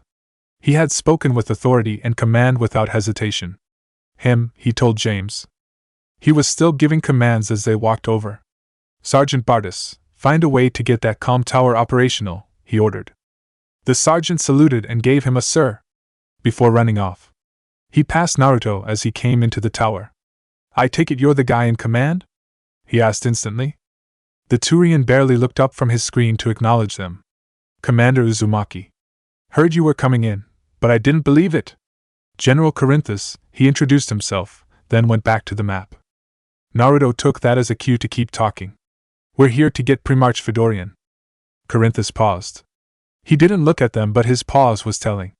Something had happened. It wasn't good. Primarch Fedorian is dead. His shuttle was shot down an hour ago as it tried to leave the moon. "Well, that's going to be a problem," Shikaka said. "What are you going to do about it, Naruto?" He looked out at the camp and saw how ragged the men look, in spite of all their guns and defensive lines. "How bad?" he asked the general. "We lost about 400 men in half an hour." He gestured at the map, bringing Naruto's attention to it. "We set up camps on this moon as an advanced position, to flank the enemy. A sound strategy?" "Just." He fell silent as he tried to find the right word to describe what had happened. The Spectre had it. Pointless. Exactly. The sheer force of the Reapers seems to make them immune to that sort of tactic. He looked down at the map with a scowl. The Primarch and his men found that out the hard way. "I'm sorry about what happened to him. Was he a good man?" The only heads of government he had met with in this time was the Council and technically Arya. Meeting the Primarch would have been his first. He was a friend. He would have been an outstanding diplomat. "So, how do we go from here?" He looked at both the general and his own team for the answers. Liara had the answer. "The Turian hierarchy provides very clear lines of succession," she told him. He nodded and then looked at the general. "Who's next in line?"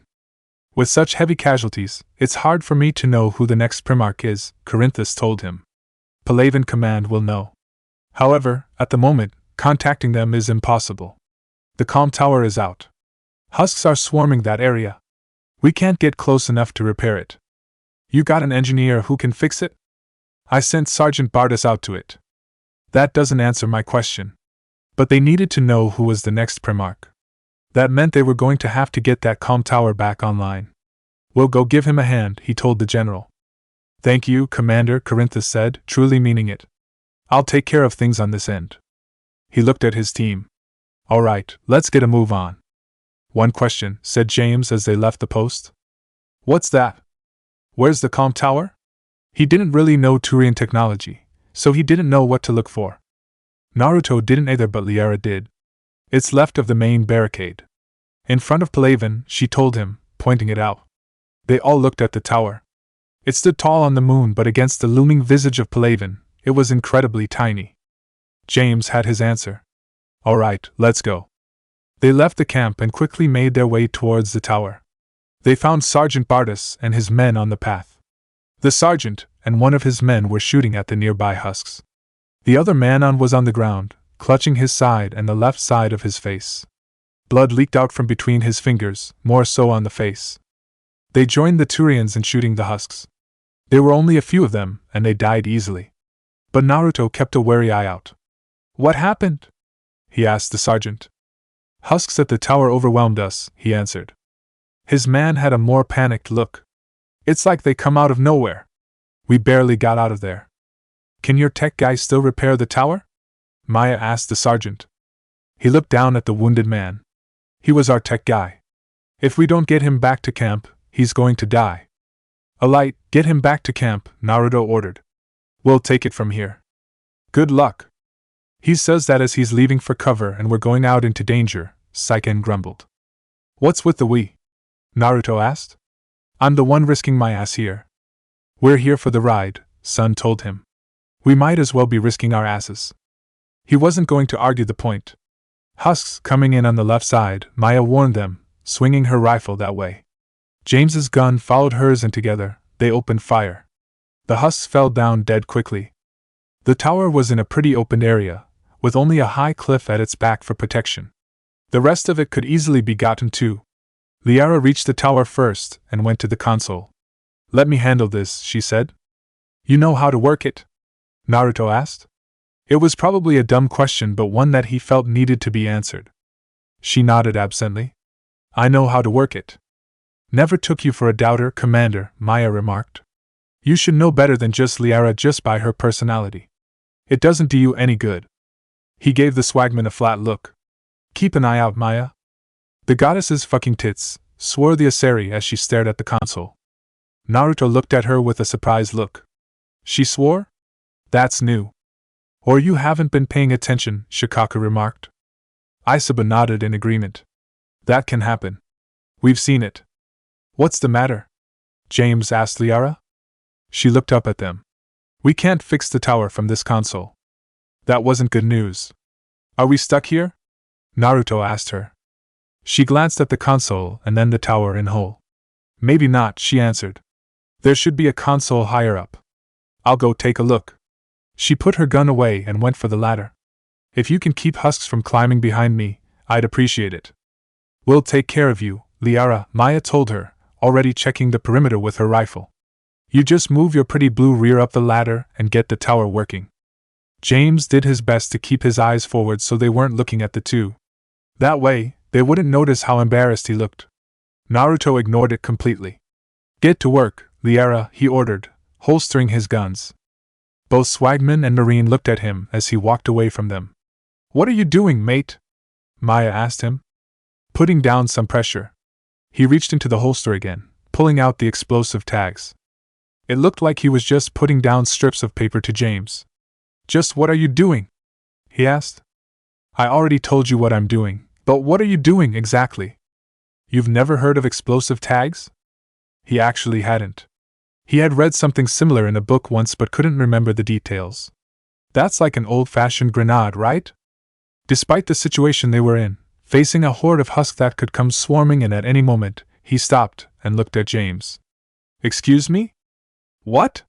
He didn't know what he said, but the blonde looked fairly annoyed. It's more of a mix between a grenade and a mine, right, Commander? Maya asked, trying to sound better. It still didn't help. Excuse me? Gaki, focus, Kurama told him. Now's not the time for your pride to get ruffled. His pride was still ruffled, but he swallowed it. Yes, I'm making them into mines. Oh, she said. He went back to work, spreading them out so they would cover a good area. The way they were spread out, one of them wouldn't husk, but it would maim it. Barring that, it would slow them down enough for the living to kill them again. Once he had the spread he wanted, he stepped back and pulled out the beasts. All right, now we wait, he declared. They didn't have to wait long. The husks came crawling up the cliffs and over the edge. They ran towards the tower in shambling run, slouching forward as they moved. The first wave hit the tags and the explosion started. They were knocked back and more than a few limbs went flying. Ooh, pretty, Shikaka said as the limbs flew. The husks kept coming and kept exploding. Wait for it, Naruto told the others. The beasts were out and ready to fire, but he did nothing. They're getting closer, James told him. I know. Wait for it. His eyes watched the husks. They were reaching the halfway point, uncaring about the bodies they were standing over. Commander. Wait for it. You're cutting it a little more than close here, Naruto, Gyuki told him. He kept watching the husks. Just making sure they're nice and thick.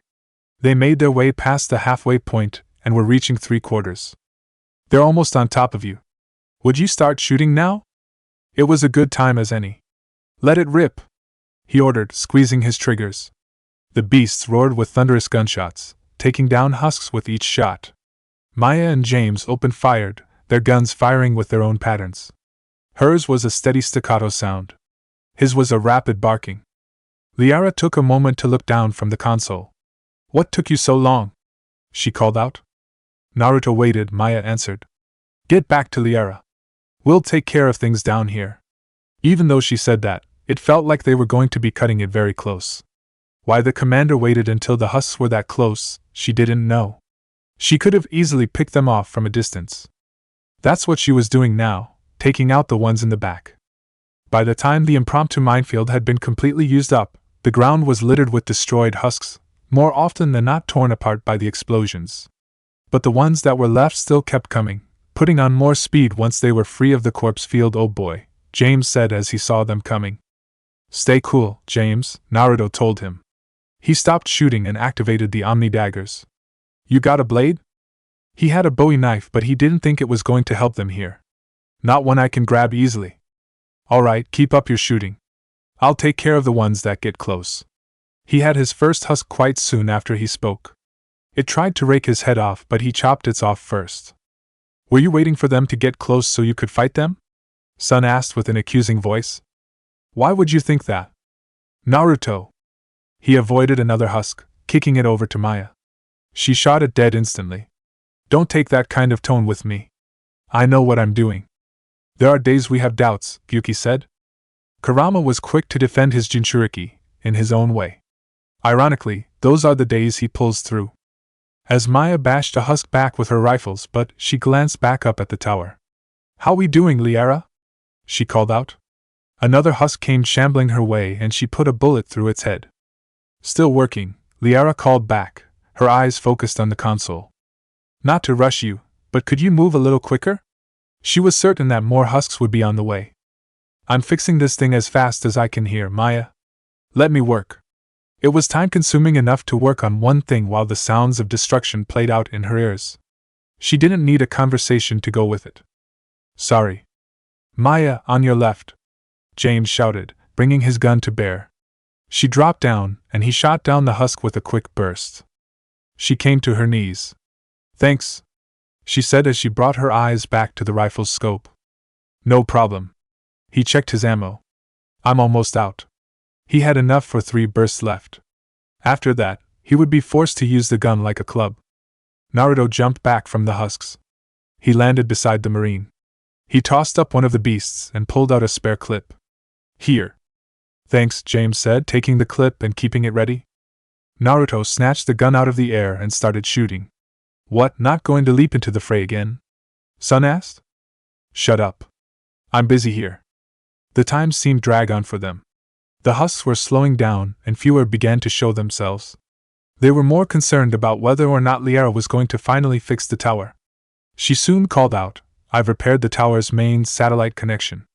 What does that mean? Naruto asked as he plunged an Omni dagger into a husk. He got a breath of putrid air as the thing died. If his stomach hadn't been through worse, he would have gagged and thrown up.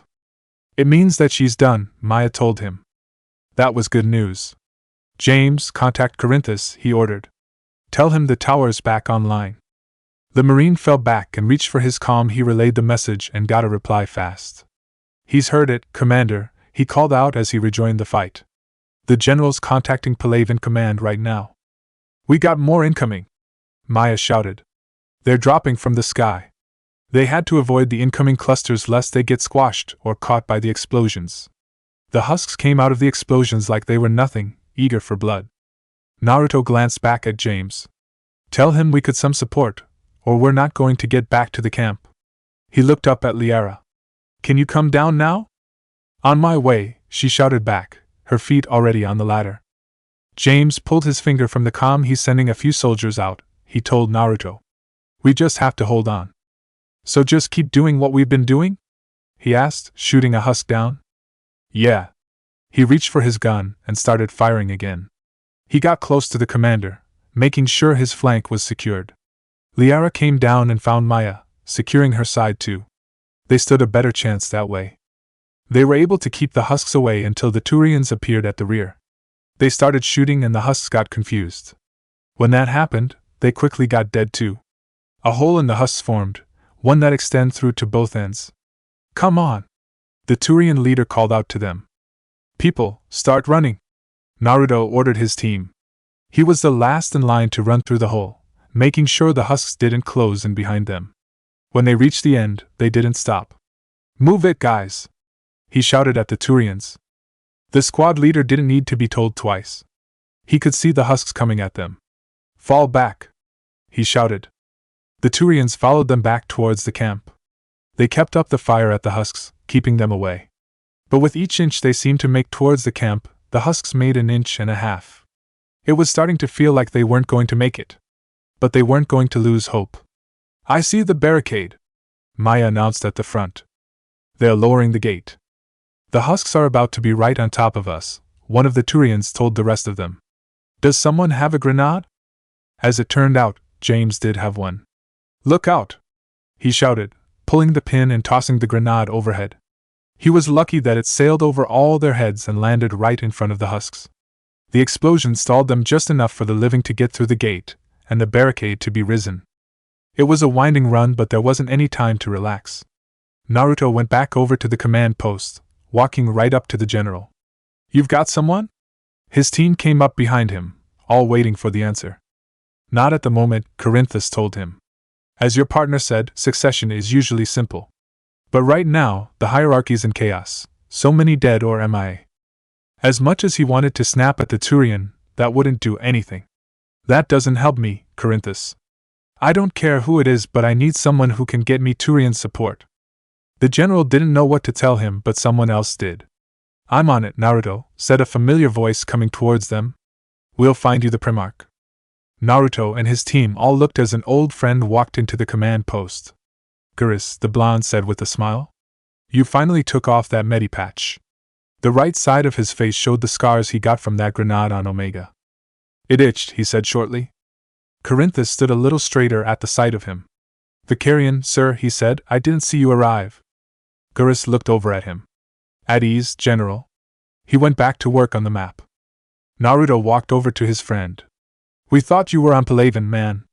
He was really glad to see him alive, but it was a surprise to see him here. "If we lose this moon, we lose Palaven," he explained.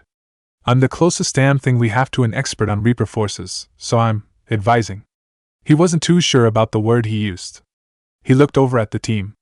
He recognized Liara and Maya, but there was a face he didn't know. "Who's the new guy?"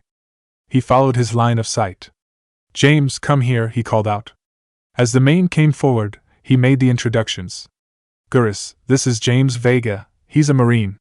"James, this is Geras Vicarian. He's been at my side through a lot." "Marine, huh?" Geras remarked as he shook the man's hand. "That's some accomplishment." "Thank you," James replied.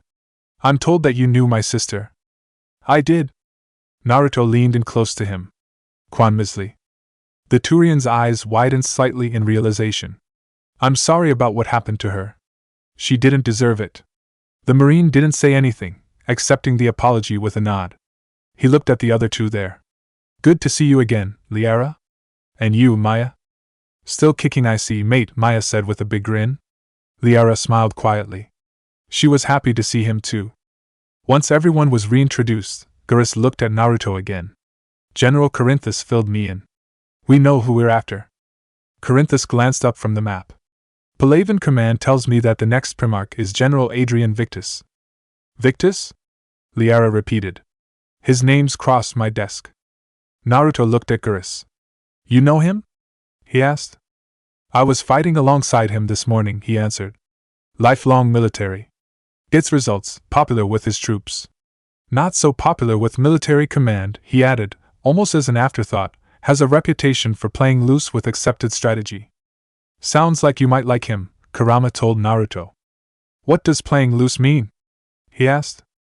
Liara said, "On Titris, during the uprisings, his squad discovered a Solarian spy ring about the same time the Turian separatists did. Rather than neutralize the ring, he fell back. He even gave up valuable fortifications, which the rebels took. Then the rebels attacked the Solarians," Geras continued. "And when both groups had worn each other down, Victus moved back in. Didn't lose a man." He sounded impressed. "Bold strategy," Corinthus remarked. "But wild behavior doesn't get you advanced up the meritocracy." Naruto looked at both Turians. "So he's a bit of a wild card?" he asked Geras. "You'd like him." He chuckled. "Primarch Victus," he said. That should be something to see. He'll get the job done then? He looked the blonde in the eye. We both know conventional strategy won't beat the Reapers. Right now, he could be our best shot. And I trust him. That cinched it for him. All right, let's go get him. Commander! Joker shouted through the calm Naruto, come in. Gah! He winced and put his hand on the calm Joker. Don't shout in my ear. I'm a little busy here. We've got a situation on the Normandy, Commander. It's like she's possessed, shutting down systems, powering up weapons. I can't find the source. Crap. He looked at his team. We've got a problem aboard the ship. We may have to go. Liara asked, should I go back and take a look? She might be able to help figure out what the source. He gave her a brief nod and she took off. Maya, stay, he ordered. Not a dog, mate, she said with a frown. I know Liara can take care of herself. Besides, you need the help. He did. Geras, where was Victus the last time you saw him? The Turian thought about it, going back through his memories of the morning. He went to bolster a flank that was breaking. Could be anywhere out there. He looked at the other Turian. Corinthus? The general had been on it before he asked. We're trying to raise him, Commander. James was watching the perimeter like he had been trained to do so. So when he saw the winged beast came flying over the cliffs, he saw what it was and instantly shouted, incoming harvester. It angled itself not for the camp but a place just outside, where aircraft were placed. It's headed for the airfield. Open fire! Corinthus roared for the whole camp to hear, grabbing his own gun. The entire camp alive with gunfire, but the creature shrugged it off like it was nothing. It flew to the airfield like it hadn't noticed them. There was another problem they need to fix. If that thing destroyed aircraft, the Turians would have a lot harder job trying to defend this moon. Corinthus, Naruto told the general, tell Victus to rendezvous with us there. The general nodded and went back to the map, putting his gun down. What are we going to be doing? Maya asked. What do you think? The shinobi asked back. Going to the airfield and killing whatever's there? Yep. He looked at Geras. You in, Geras? The Turian grinned and readied his rifle. Are you kidding? I'm right behind you. The grin faltered as realization hit his eyes. There's also someone else going to be with us. Who? You'll have to see for yourself. Come on. He led them out of the command post and towards a stack of supplies. There was a teenage Turian waiting against them, talons tapping nervously against his gun's barrel. He saw them coming and went to meet them, looking at Geras. What hap? He started to ask, but stopped when his eyes found Naruto. They widened in shocked surprise. You! The blonde looked at the kid, trying to figure out where he had seen him before. It came back with a thunder strike. Suddenly, he was back on Omega holding a gun on a mother with a gun and her son. Ararax? He said. He looked over at Geras. Saren's son is with you? Yeah, he is. How did that happen? Hey, I'm right here, the kid said. No one paid attention to him. He joined the military just as things went bad. The higher-ups realized who he was and decided to stick him with me, for training. Why you? He shrugged his shoulders, which looked a little since he was a Turian and carrying a gun. I don't know.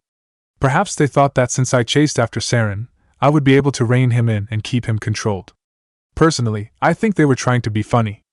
The blonde looked at the kid again. He looked right back at him, a little hostile. It could be because of who he was, or just normal teenage arrogance. So he's your student? He asked Geras. Yeah, I guess he is. I am still right here, Arax said, clearly annoyed. Maya barely glanced at him. Yeah, we heard you, kid. We're just ignoring you until we decide to talk to you. He started to fume, but she ignored it. Maya, that's not nice, James told her. We're in a battlefield. Nice went out the window a while back. She looked over at Naruto. Any chance we could send him to the ship? He opened his mouth, but Geras spoke first. That's not his decision to make, Maya. It's mine. All right, then send him back to the ship. No. He stays with us. He doesn't even know where the ship is. It would be hard to send him there if he didn't know, especially in a war zone. He stays. She stared at the Turian for a moment longer before looking back at the shinobi. Are you going to say otherwise? She asked him. He shook his head. No. Ararax is Gersa's student. He gets the final say. She knew better than to argue the point. Alright, fine. She glanced over at the kid. Sheesh, I can smell grass coming off him. What? Arax asked, scowling. You heard me, kid. You're so green it's a wonder you haven't taken root. Gurus saw the hand start to move for the gun. Arax, stand down. He barked.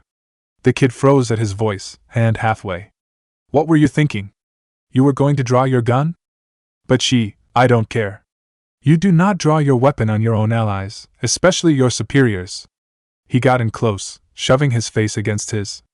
It was a challenging move, meant to be both insulting and commanding. If I ever see you do that again, I will take your gun and make you mop the floors until you're ready to be discharged. Am I understood? Arax looked sullen for being called out like this. But he still said yes. What was that? I didn't hear you. Yes, sir. Good. He pulled back his head and looked at Naruto. Sorry about that, he apologized. Don't worry about it, Naruto told him. But we are going to have to establish a ground rule now. He looked at the kid. It was a little startling to see how much he took after his dad, but he moved past that. You see everyone here? He asked, gesturing at his team. Arax looked at them all. They were all staring at him with no emotions. They didn't look like they were part of a normal outfit, all dressed differently. He knew they weren't just by the blonde being here. He had read up on Naruto Uzumaki once he knew who he was. I do, he answered. They all outrank you? That means you listen to what they say. If one of them tells you to go hump a rock, what do you do? He was really tempted to be rude or sarcastic with his answer, but he already knew that he was on thin ice. I go hump a rock. Good. One question. What happens if I get conflicting orders in battle? He saw it as an actual concern. It could happen in a firefight. Maya scoffed. Do we look like we're amateurs? She asked him. She didn't get an answer back. That was good. She wasn't expecting one. James had the same thought but kept it to himself now. Naruto gave her a flat look. She stayed silent. He looked back at the kid. Any other questions? No, Arax answered. Good. Then let's get to it.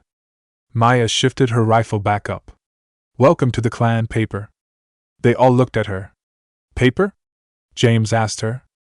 She looked at the kid again. His skin is that thin. Arax looked like he wanted to start shouting or pull his weapon again at the insult. But he saw the look on Gurus's and Naruto's face and thought better of it. He swallowed it but had a sullen expression. Gurus took it. So did Naruto. We need to move, the blonde said. So let's move. They all nodded in agreement. Gurus led the way to the gate. As soon as it opened and they stepped out, they were in the middle of firefight. They dove for cover, avoiding the gunfire raining overhead. When did the husks get guns? Maya demanded. I thought they just shambled around, trying to kill with their hands. Hell if I know, Naruto told her. Let's just get to the shooting, huh? He pulled out the beasts and held them ready. That sounded good to her. The others too. Arax, stay close and don't do anything stupid, Gurus ordered him. They all came out of cover with gunfire of their own. The husks were hiding behind rocks or aircrafts. They came out of cover to shoot, like they were real people. They were also harder to kill. Arax noticed it first. Do they have shields? He asked. Gurus took a shot at a husk near a cluster of rocks. That should have killed it instantly, but the monster just looked like it got hit hard but could keep going. Looks like it, he said, firing a few more shots to finally kill it. They've got shields? Maya asked. You've got to be shitting me. Keep firing. You'll see it. James kept his focus on the husks as he fired his gun. He took in the details that he could see and started painting an image in his head. As they came together, he realized something. Guys? Is it me, or do these husks look like Turians? They all looked harder at the husks. They saw their heads and they were definitely Turian. Their talons had turned long and sharpened, yet somehow, they were still able to hold their guns and fire them. Son of the bitch, you're right, Naruto told James, taking a moment to actually see the creatures. Then the moment passed, and he went back to shooting. Gurus was horrified, disgusted, and enraged by what he saw. How could the Reapers do this? He demanded. Probably the same way they did it with humans, the shinobi said. Eden Prime came back to him in a flash. He shoved it back down. They're dead. So let's kill them again. Maya saw something beyond the aircrafts. Speaking of the dead, I've got husks crawling up over the cliff. Garrus, some help? On it. He brought his rifle to bear and started targeting the husks. Ararax, keep me covered. If one of the Turian husks shot him, he wouldn't be much help. The kid quickly checked his ammo, making sure that he wasn't low. Yes, sir, he said back. He stepped out of cover and fired at a Turian husk. It took a few hits but fell to the ground dead. While the husks were held by gunfire at the ledge, the others took care of the Turian husks. Naruto was tempted to use a jutsu, but he saw that he ran the risk of destroying the aircraft too. He did that, and protecting the airfield would just be pointless. Fortunately, the number of husks, both human and Turian, dwindled fast. When they were only people in the airfield, they breathed a little easier. I think we're done here, James declared. Yeah, we are, Maya agreed, lowering her rifle. Let's head back. They turned for the gate, glad to see it so close. Uzumaki, come in, Corinthus said through the comm. What's up? He asked. Still trying to raise the Primarch, but we've got trouble back here at the main barricade. If the Reapers breach it, we're done. Shit, he thought to himself. We're coming back. He pulled his hand from the comm and looked at everyone. They didn't need to hear anything from him. They all started running for the gate. It opened for them quickly by the one soldier standing sentry there. Where are they coming from? Naruto asked him. From the south, sir, he answered, pointing through the gate. The generals pulled all the men he could to defend it, but we could use more. They had it. The team went for the north side. Garrus saw a turret mounted on the barricade. Got it, he told the others as they went up the ladder. He climbed into the turret's seat and warmed it up. As everyone took their place on the barricade, Naruto looked at the soldiers already there. How are we for ammo? He asked them all. We got some clips, the soldier, another sergeant, told him. The rest of them are stored in crates over there. He nodded at the barricade's end, where it met the natural cliff. Maya scoped out the area with her rifle. With the exception of a few outcrops of rock, the field was pretty flat. I see them, she announced. A lot of husks, and they don't look like they're stopping. Ararax, the shinobi, called out. The kid pulled away from the wall and went to him. Yeah? Put your gun away, you're on supply detail. Anyone runs out of ammo, you get them more. He wanted to protest. It was obvious on his face. No complaints, no arguments. Just do it. Ararax snapped his mouth shut at the order. Yes, sir, he said through gritted teeth. Sun shook his head. That idiot doesn't know what luck he just got. He's not an idiot, Matatabi objected. He just doesn't know any better. You've got to remember how green he is. As Naruto took his place beside the turret, Garrus looked down at him. Thanks for that, Commander, he said. By the way, you think you could give us a few clones? That would greatly benefit them. All right. He made the familiar hand seal. Kaige Bunshin no Jutsu. Clones appeared all along the wall. Get over wall and fight the husks. On it, his clones replied as one, leaping over the wall and charging the husks. The Turian soldiers took a moment to watch what happened. It was surprising for them, to say the least. Whoa. Did that just happen? I think it did. That's what a shinobi can do. That's what Naruto Uzumaki can do. Shit, man. Wow, they're really holding their own. Shut up and take aim, Garrus told them all. Those clones aren't going to last, and I don't want to be husk bait. Anyone feel differently? No, sir, they said as one. Then get ready because here they come. He opened fire with the turret, and everyone else followed suit.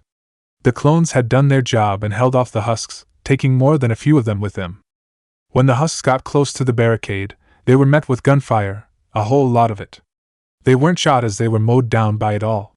The turret was the biggest help, taking down multiple husks at the same time. They didn't get anywhere close to the barricade. James was enjoying the idea of what was happening. Yeah. Like fish in a barrel. He cheered as the wave of husks died down. What? Garrus said, looking down at him. He was puzzled since he hadn't heard that one before. Old human saying. Like fish in a barrel. It might have been like fish in a barrel, but that didn't mean they had everlasting ammo. The guns were starting to empty, and the spare clips were being used up too. Cries of "I'm out!" and "ammo!" started ringing off. That meant it was Ararax's time to get moving. Naruto watched the kid out of the corner of his eye. To his credit, he was doing a good job running back and forth across the wall with the clips. He never carried more than he could easily hold and kept what he had in a tight grip so they wouldn't fall out. When the husks finally stopped coming, the soldiers all took a moment to breathe and relax. That was a mistake because the enemy decided to drop a heavy hitter just outside the barricade. Its roar shook the air and made a sense of fear trickle down the back of their necks. James could only stare in horrified shock. "Holy hell! What is that thing?" he asked, hoping someone would have an answer. "Big, that's what it is," Maya told him, staring at the creature. It looked like the Reapers had taken half a Turian head and stuck it on the body of a Krogan. It was probably half the size of the barricade in height alone. If it reached up with a hand, it could probably reach the top and pull itself up. Whatever the creature was, it took one look at the barricade and charged at it at ramming speed. "Gurus, shoot it!" Naruto ordered. He opened fire with the turret. The creature kept charging despite the fact the gunfire was tearing literal chunks off its body, exposing the machinery beneath. It would not stop and it reached the barricade fast. "Everyone, hold on to something!" Gurus shouted in warning. It slammed with its full force into the barricade and it shook. If it hadn't been for Gurus's warning, people might have fallen off the barricade, right into the creature's waiting grasp. But they held on to whatever they could grab and stayed on the wall. The creature looked up, saw that no one had fallen off, and was enraged. It roared again and pulled its shoulder back, ready to slam the small crack it made. But that was what Naruto was waiting for. He leapt off the barricade right at the creature's head. It looked up and all it saw was a bright blue sphere. "Rasengan!" he cried, shoving the jutsu at its head. All the soldiers on the barricade saw was a light bright enough to make them cover their eyes. When it died away and they looked down, the creature was missing its head and a good part of its upper body. Gurus climbed out of the turret and saw the amazed looks on the soldiers all around him, even Ararax. He knew what they saw and found he wasn't as impressed. It was probably because he had seen the blonde in action before. He decided to have a little fun. "People, in case any of you were wondering, he hasn't even gotten serious yet," he told them all. They looked at him with shocked eyes and then at the human again. Maya laughed at their faces. It was always fun to watch people realize just how deadly Naruto could be. "Nice hustle, Paper," she told Ararax as he walked past. "You might live yet." "Uzumaki, Corinthus here," the general said again through the calm. Naruto reached for his. "What's the news on the Primarch?" "Still can't get a stable comlink. The way things are going," Isaba said, "that could take hours." "You don't have that kind of time," Gyuki pointed out to Naruto. "I know. There was only one thing he could do at this point." "Alright, my team and I will go find him then." Uzumaki out. He pulled his hand off the comm and looked up at the barricade. "Hey, Gurus! Which way did you last see Victus?" He pointed outward to the land beyond. "That way." "Alright, get your butts down here. We're moving out." "Is Paper staying?" Maya asked without looking at Ararax. He looked like he wanted to protest. Naruto cut him off by saying, "That's not my call." He looked over at Gurus with the silent question on his face. His answer was quick. "He's coming." She didn't argue the point. They didn't jump over the edge like Naruto had. The soldiers had collapsible ladders they placed on the ledges. They climbed down and joined their leader. The Turians took the point, Gurus leading them all. "How far is it?" the shinobi asked him. "Should be pretty quick," he answered, "unless we find trouble." Maya snorted in derision. "We're on a moon that's under siege by large machines that look like squids and can zombify people. We're going to run into trouble." "Then let's get a move on," Naruto told them all. If they moved fast, the trouble they would run into would be less. Gurus led them through the rocks. The farther they got away from the base, the more the path narrowed, actually becoming a trail.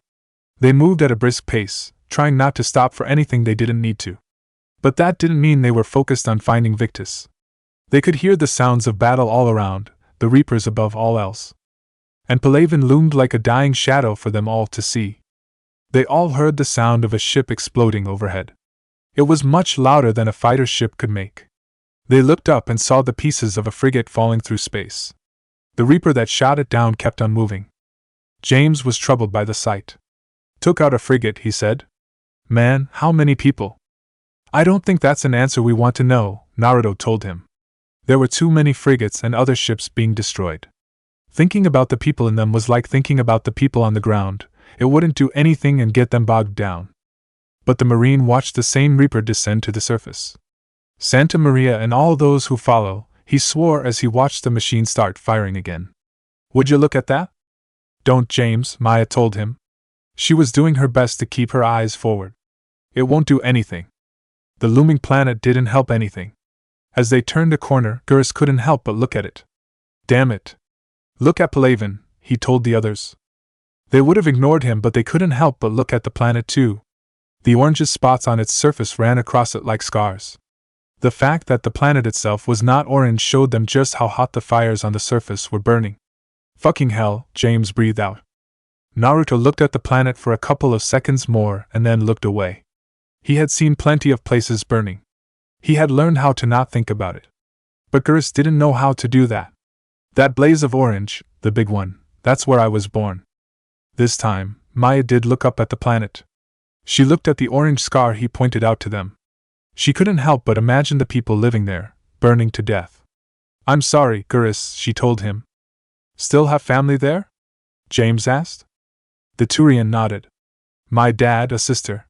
He had been talking to them only a few days ago. Ararax looked up at the planet, thinking of only one person. Mom. It had been her decision to have them go to Palaven so he could join the military. She was still down there. He didn't know if she was alive or not. Naruto looked at them all. They were standing around, looking at Palaven like they had been struck dumb. We have to keep moving, people. We don't have time to waste. They started moving again, but their minds were still on the burning planet. How bad is it? James asked Gurus. 3 million lost the first day, he answered, keeping his eyes on the trail. 5 the second. What about your military? Maya asked. Look around. That should give you some idea. You're fighting back, Gurus, Naruto told him. That's what matters. It was a small optimism, but they needed all the optimism they could get. He didn't share the same idea. For now. But how long's it takes before the fight's kicked out of you? If they'd only listened to your warnings about the Reapers, we might have been ready. Maybe, James agreed somewhat. Hard to figure how you prepare for something like this. They came around a cliff and husks started climbing up to them. Keep moving, Naruto told them all, turning on the Omni daggers. Don't stop. As the husks came close, he sliced them apart. Ararax was at the back alongside Maya. They're coming up behind us, he announced. He pointed his gun and started shooting. The shinobi looked back at him. Don't waste the ammo, kid, he ordered. Just keep moving. He saw a gap in the path, enough for someone to fall in if they weren't careful. Jump over that. He made sure that everyone got across first before going himself. Once he was on the other side, he looked back. The husks piled up at the edge, staring hatefully at them all. They could climb fast, but they couldn't jump at all. Once he was sure they weren't going to follow, he turned around. All right, let's go. We're just going to leave them there? Ararax asked him, staring, the husks glaring at him from the other side. Leaving them wasn't a good idea.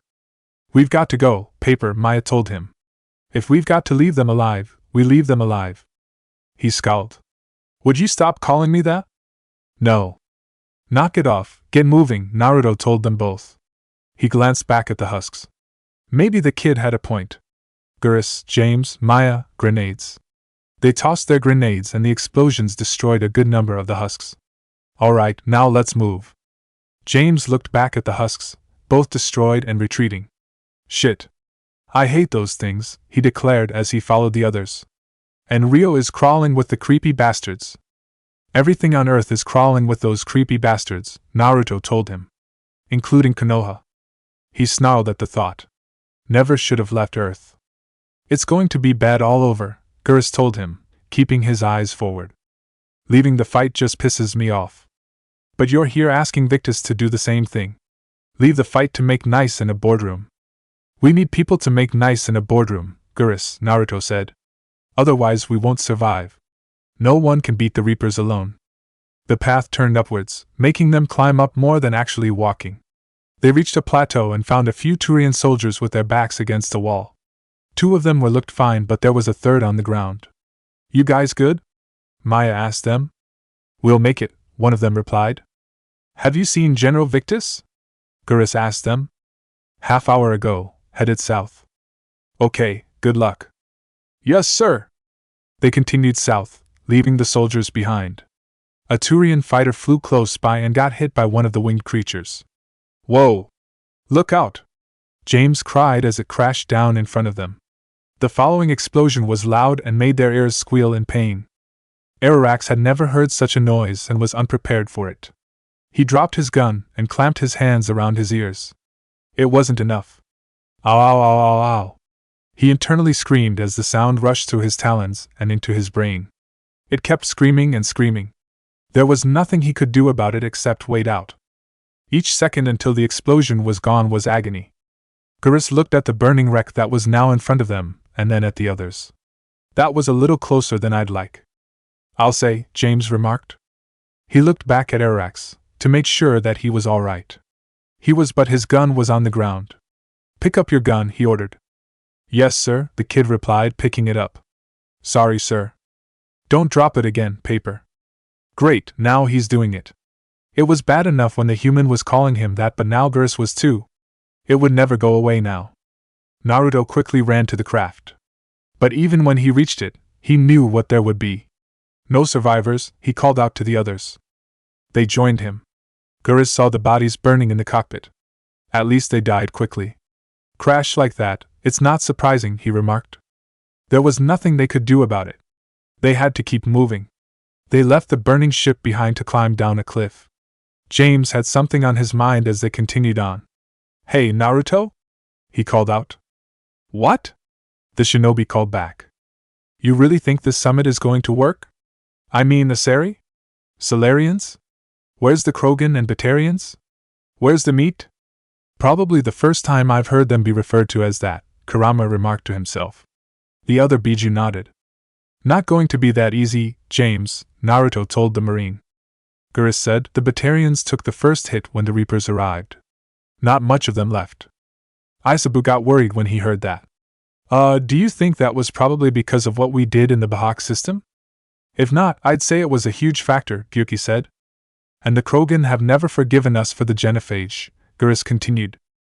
James could understand that. Right. Turians sterilized them. Solarians came up with it. And thus, the Krogan hate them both, Maya finished. And that meant only one thing. So they won't be joining us, Gurus declared. Too bad, James said. I fought with the Krogan. They're tough sons of bitches. Don't count them out just yet, James, Naruto told him. This summit needed everyone. If that meant he had to drag them kicking and screaming to the table, he would damn well do it. The lives of everyone living in the galaxy depended on them coming together. Feuds and disputes would go out the window and he would be the one to throw them. They saw a communication tower in the distance. They were getting close to another base, probably Victus's base. Please let him be here, Arax prayed. It might have been weak for him to think so, but he didn't want to be on this moon anymore. Naruto noticed something as they got closer. The cliffs around them were bare. Why aren't there any sentries? He asked. Both Gurus and Arax looked up at the cliffs. They were empty and that wasn't right. Gurus knew military doctrine. If there was a base set up, there would be sentries placed on the perimeter to keep watch. If there were no sentries, it could only mean bad things were happening. For the briefest moment, he wondered if the base had already been wiped out. But then they saw one of the harvesters fly through the base, pods dropping from its claws. The resounding crashes reached their ears, as did the sudden gunfire. That sounds bad, James declared. So let's move it, Naruto ordered them all. We're getting this Primarch out of here alive and the Reapers don't have a say in the matter. He took off running, his legs kicking him into speeds he knew well. He didn't hear James's reply, he was gone that fast. When the others reached the smashed gate and went inside, they saw there was already a battle happening and Naruto was in the thick of it. He had already made an army of clones and they were fighting off the husks wherever they could. They were successful in pushing them back to the outer sides of the camp, forming a loose wall of bodies. The Turians who were in the bases were either on the cliffs or in the posts. All of them were shooting the husks, helping the clones to keep them back. But either the husks had actual intelligence that they didn't know about or the Reapers saw the danger. For every clone that was fighting, there were at least 4 husks trying to tear it apart. The most successful ones were the big monstrous creatures. They swung one clawed hand and clones were sent flying. James raised his gun to the nearest husks and started shooting. They turned their eyes to him, saw him, and started for him. They were corralled off by a batch of clones. "Nice to have you guys around," one of them said. "What took you so long?" "Don't be an idiot," another snapped. "They're not as fast as us." "What should that matter?" "It just does."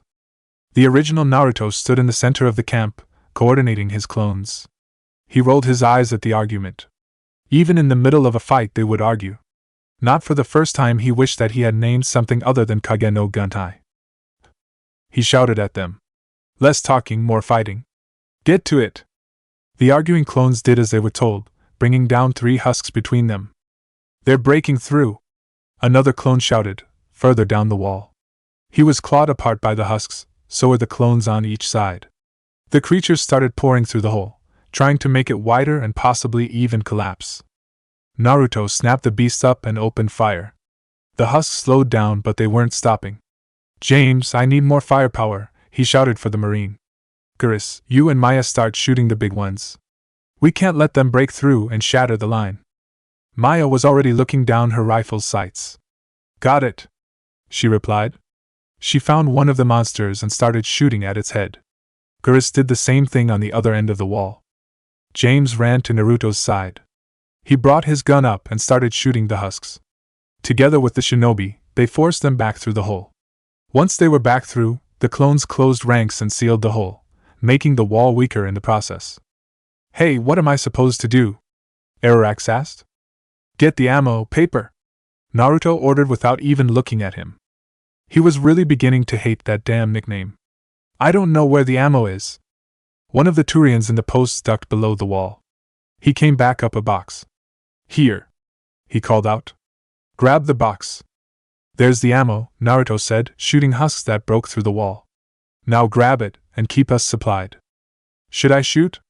He hadn't used his gun the entire time, and he was beginning to feel really useless. Geras told him, "Only if you are in danger. For now, get us the ammo." "Brute breaking through!" Maya shouted. She tried shooting it dead, but it got through.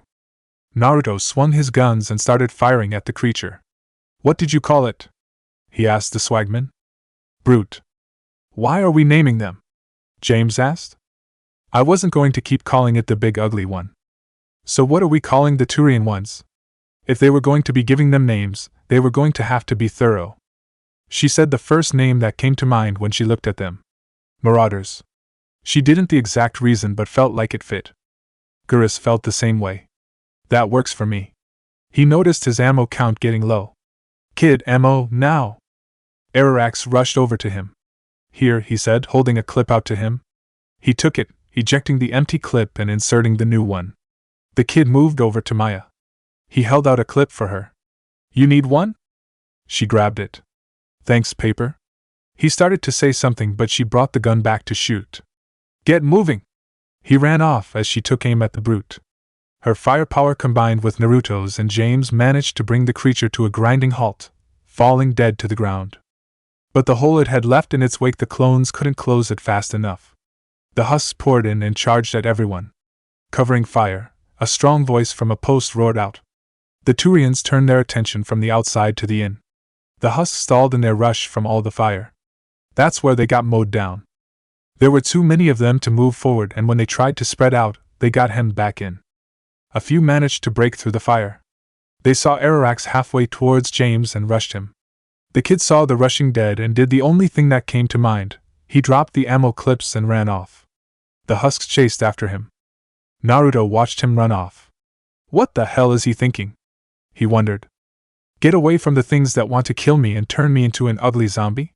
Shikako offered. When he wanted to use his gun earlier and was irritated that he couldn't? No, something was up. Arax would have gladly used his chance to shoot the husks, be a part of the battle. The fact that he wasn't rang the warning bells in his mind. What's he thinking? He watched the husks get closer to Arax. They crossed over the dropped clips. Arax suddenly stopped and spun around, dropping to a knee with his gun in hand. His plan came to Naruto instantly. Get clear! He shouted, diving for cover. It was a good thing that the others didn't ask him questions. They reached on instinct, diving for the nearest cover they could find. Arax fired his gun, Not at the husks but at the clips. Just like he had hoped, the pile exploded, destroying the husks on top of them. The air became alive with wild bullets spraying everywhere.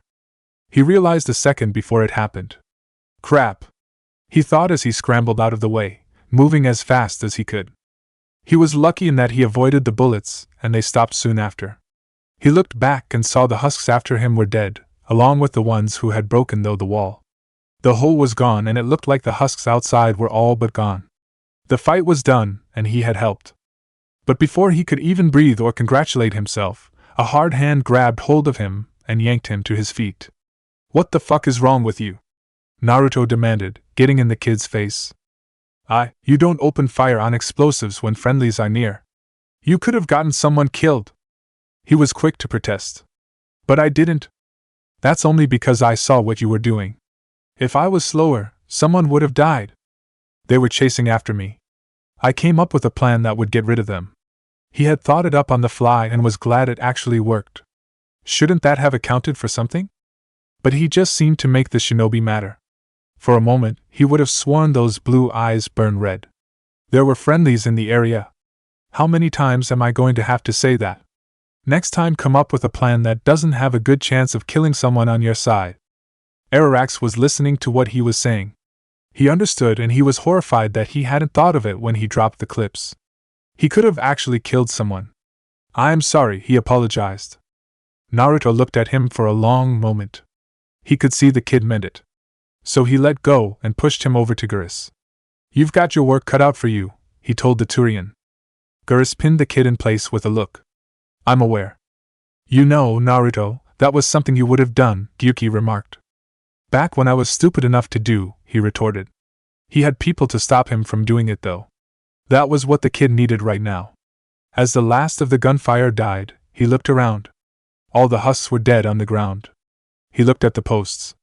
"You guys can come out now." The slopes to the posts opened up and the soldiers came out, clearing the base's field. Once they were sure that the husks were dead, they went back to their posts and kept watch. Naruto spotted a Turian in red armor, the same kind Corinthus wore. "General Victus?" he asked, walking over to him.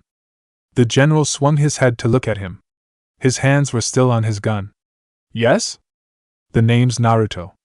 He searched the human's face, trying to figure out who he was. He figured it out fast. Commander Naruto Uzumaki of the Normandy." He put his gun away. "I can't wait to find out what brings you here." Before he got an answer to that, he looked at Geras. "Vicarian, where did you go?" "Heavy Reaper unit on the right flank," he replied. "I believe your exact words were, 'Get that thing the hell off my men.'" "Appreciate it." He glanced down at the middle of the camp. "Was that your trainee who shot the clips?" He was. He had a half-cooked plan that was lucky to have worked. Next time, make sure his plan is fully cooked. "I'd figured." Naruto said, "Sorry to cut the small talk, General. But you're needed off-planet. I'm here to make that happen." He looked past him to the camp, to the soldiers who followed his commands. "It will take something beyond important for me to leave my men, or my Turian brothers and sisters, in their fight." "Fedorian was killed," Geras told him. "You're the new Primarch." His eyes went wide at the implications. He was trying to understand it all. But they didn't have time for it. "We need you to head up a summit to figure out how we're going to fight the Reapers," Naruto explained. Victus acted like he didn't hear the blonde. He walked past them all and looked up at Palaven. His home was burning. And now, he was responsible for it all. "I'm Primarch of Palaven? Negotiating for the Turian hierarchy?" He asked no one in particular. Naruto answered him. "Yes." He turned back around, facing them. "I've spent my whole life in the military. I'm not a diplomat," he told them. "I hate diplomats." "Hey, you're preaching to the choir," the shinobi said. "But how do you think you can't do it? I'm not really a by-the-book kind of guy, and I piss people off.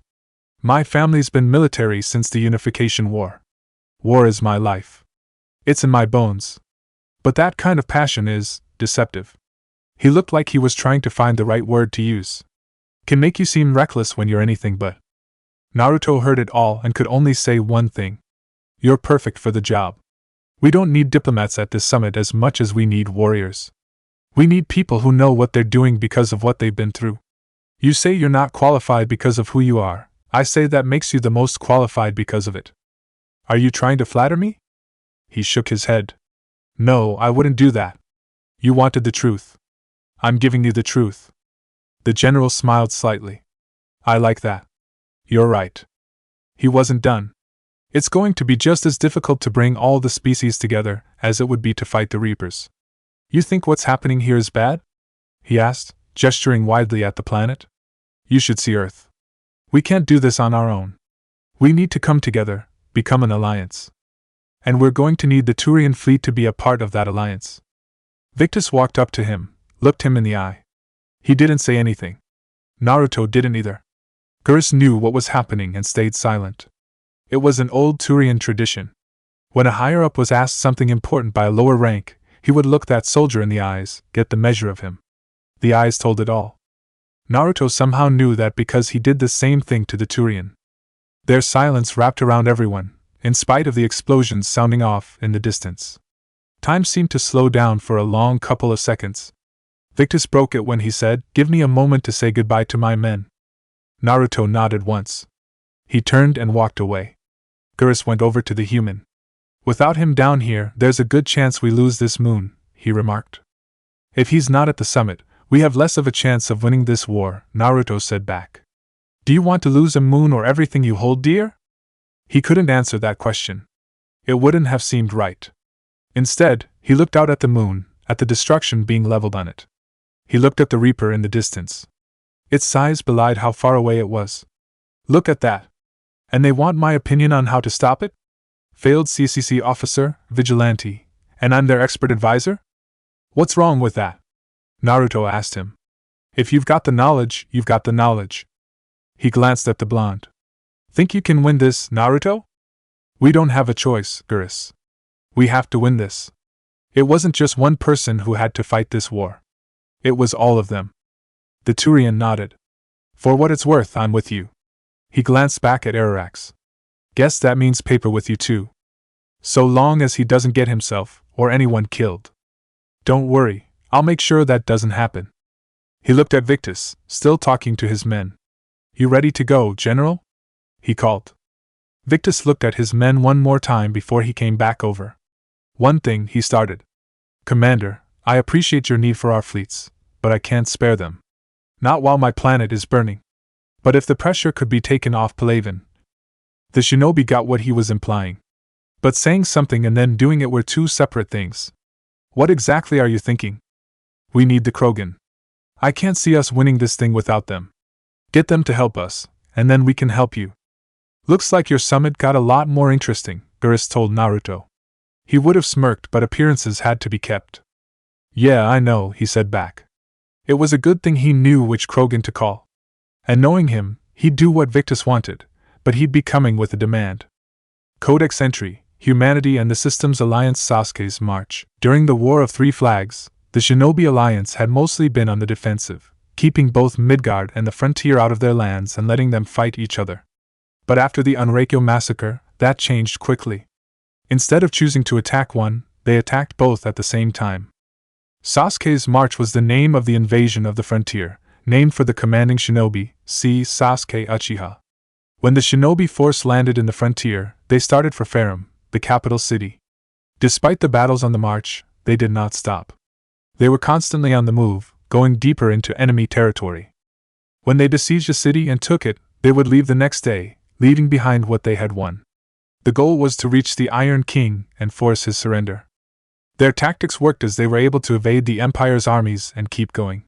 The Midgardian invasion force, already weakened by prolonged fighting with the Empire and loss of supplies from Midgard, were routed by the shinobi and killed. It was one battle and they kept marching.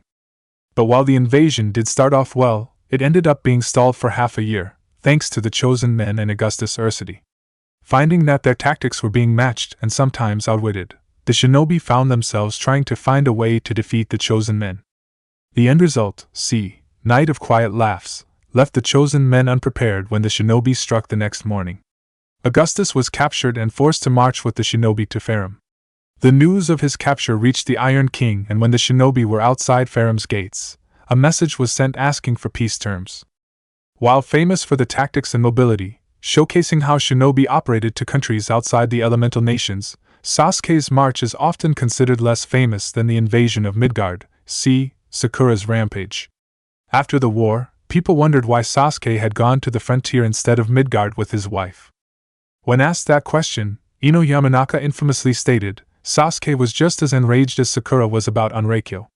If they had both gone to Midgard, there wouldn't have been a Midgard when they were done. Chapter 70. Not this crap again. Location: the Normandy. As soon as they boarded the ship, Naruto and Liara ran for the medbay. James found them and took the robotic corpse Liara was carrying. When Naruto came into the medbay, he noticed something was off. Where the hell is the doctor? I don't know, sir, James answered. That wasn't the answer he needed or wanted. He laid Ashley down gently on one of the tables. Joker? He called out. His pilot was quick to answer. We were barely half-staffed before the Reapers came to Earth, Commander. We don't have a doctor on board. He turned his attention back to Ashley. She was still bleeding through the armor. Shit. He put the pressure back on the wound, blooding his hands even more. Naruto, don't you say it, Kurama, he instantly said. I don't want to hear it. You know there's a good chance I don't want to hear it. He looked around trying to find something that he could use. Sakura had taught him some basic medical battlefield treatment. He could keep someone alive until the professionals could arrive and take over. Liara saw his searching eyes. She wondered what it was he was looking for. Naruto, Ashley needs medical attention, she reminded him. I know that. James, find me a medkit. The Marine quickly started looking around the medbay. That was something, but it wasn't enough. Liara knew that, and she knew he knew it too. We have to leave the Sol system, she told him. I'm aware. The Citadel is our best chance. We can find help there. Found it. James cried, coming forward. Here, Commander, let me take over. He looked at him with uncertainty and a little suspicion. Do you know what to do? It's something they taught us. I can keep her from dying, but that's it. He opened the medkit, nudging Naruto out of the way. He took the nudge without a fight, stepping back to watch. James knew what he was doing, stretching out clothes to cover the wound, mopping up the blood in the process. Ashley would be good in his hands.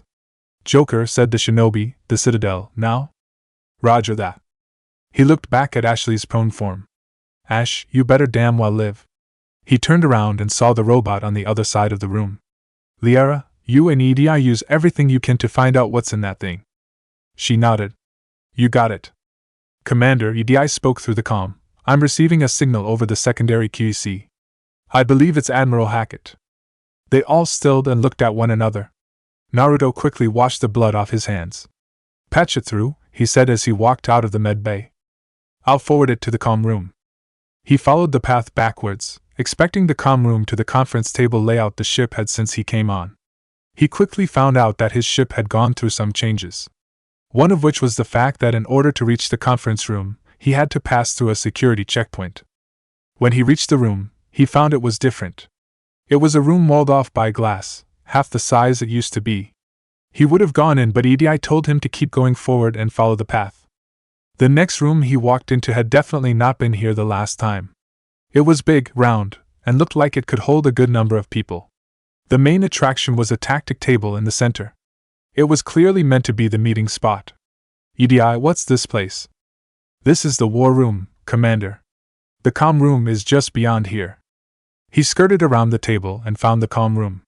There was a console at the end of the room with a bar supporting it. On the other side of the bar was just empty space with some pads on the ground and blue light in the air. When he walked in, the light started to coalesce into a human shape. Commander, are you reading me? Commander? Called out Hackett's voice. There was more static than an actual voice. Edi, can you do something about that? He asked. I'll do my best to clean it up, she replied. While she worked on that, he went to the console and pressed the button that approved the link. Hackett's shape appeared much more solid. Did you get to the archives? Now there was less static when he spoke.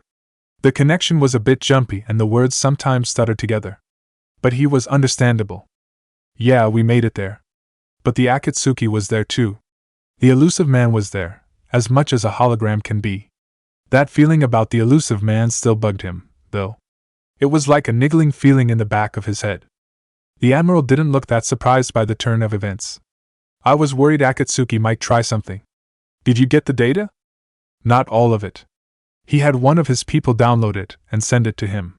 What do we have? EDI and Liara will be looking into it. He looked back when he heard footsteps and saw Liara walking in.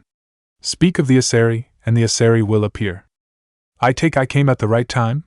She asked, walking up beside him. Both men nodded. What have you learned? Hackett asked her. Was it worth the effort? Preliminary evidence suggests the data is a blueprint for a Prothean device. Device? He asked. She opened her Omnitool and showed the data.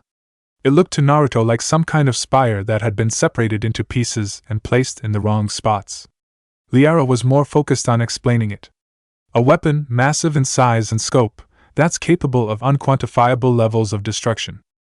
If she says it's a mechanical biju, I'm going to be annoyed, Sun declared. The Yambi felt like that was where she was going and he didn't like the sound of it. Naruto mentally rolled his eyes. This thing could probably dwarf a planet. You guys can barely dwarf a mountain. Hey, uncalled for.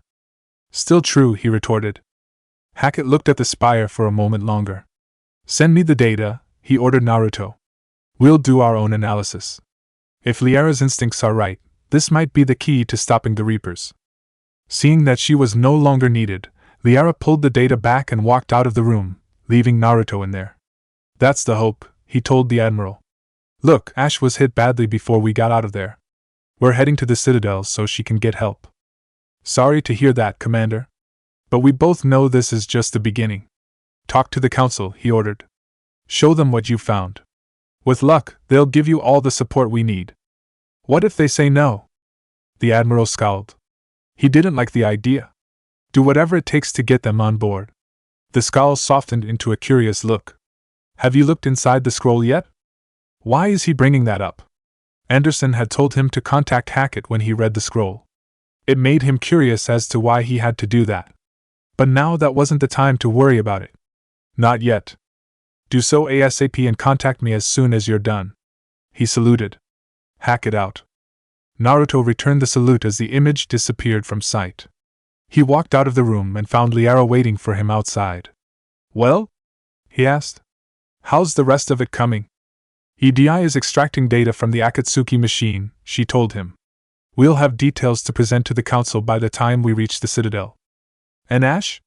He asked, half scared that he wasn't going to like what he heard. The lieutenant has done what he can for her. She needs proper medical attention soon. That's why they were going to the Citadel. You'll hear no complaints about that from me. She looked at him for a long, quiet second. He knew that she had changed, but in that moment, he saw it clearly. The woman he had met trapped in a biotic bubble, who felt a lot younger with her inexperience of things, was gone, and in her place was a woman who knew the stakes and would be willing to match or raise them. The Admiral's right, she said. It's going to get worse, isn't it? Most likely, he answered. What was the point of sugarcoating it? They walked down to the table. I've looked at the data, she said to him. This weapon could be the answer, if we can build it. She looked at him and saw doubt in his eyes. I get the sense you don't quite believe it, though. I'm not sure, he answered. Can a single weapon really beat the Reapers? A small smile formed on her lips. Did people really think that one person could beat Obito? Kurama smirked. She's got you there. He ignored the fox. This is different, Liara. How so? She asked him. I find the situation remarkably similar, especially since that you are here, fighting them. Besides, what are our options? You know we can't win this conventionally. I'm aware of that. So you agree that it's worth trying? She wasn't going to let this go. She would hang on like an Inuzuka hound holding onto a target. She always had that. He admired it. Everything is worth trying. I just hope the Council will believe what we have to show them. I'm sure the Council will see the need to help, she told him. If they don't, I can just call in the favors they owe me and make them help. It would be interesting to see it happen, but she also knew that they wouldn't take too kindly to something like that. But the way he spoke, he felt confident that those favors would be upheld and honored. She didn't laugh at him for the idea. I'll go back to help Edai with that machine. She started for the exit. All right, he said with a nod.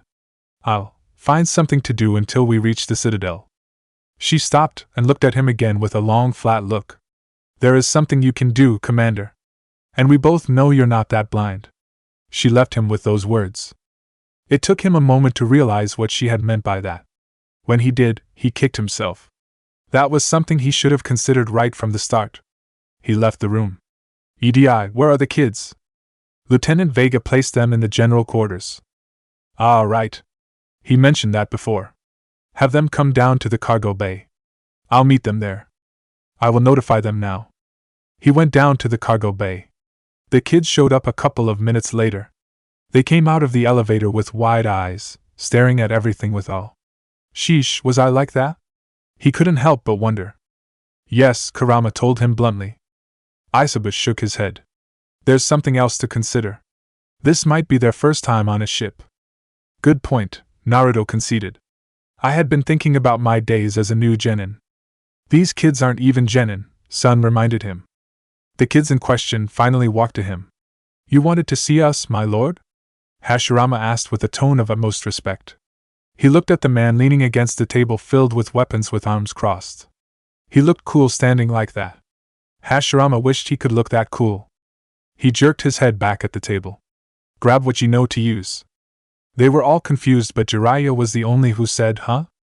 Anko rolled her eyes. That sounds real mature, Jiraiya. He switched from confused to annoyed fast. I wasn't talking to you. They were about to start fighting.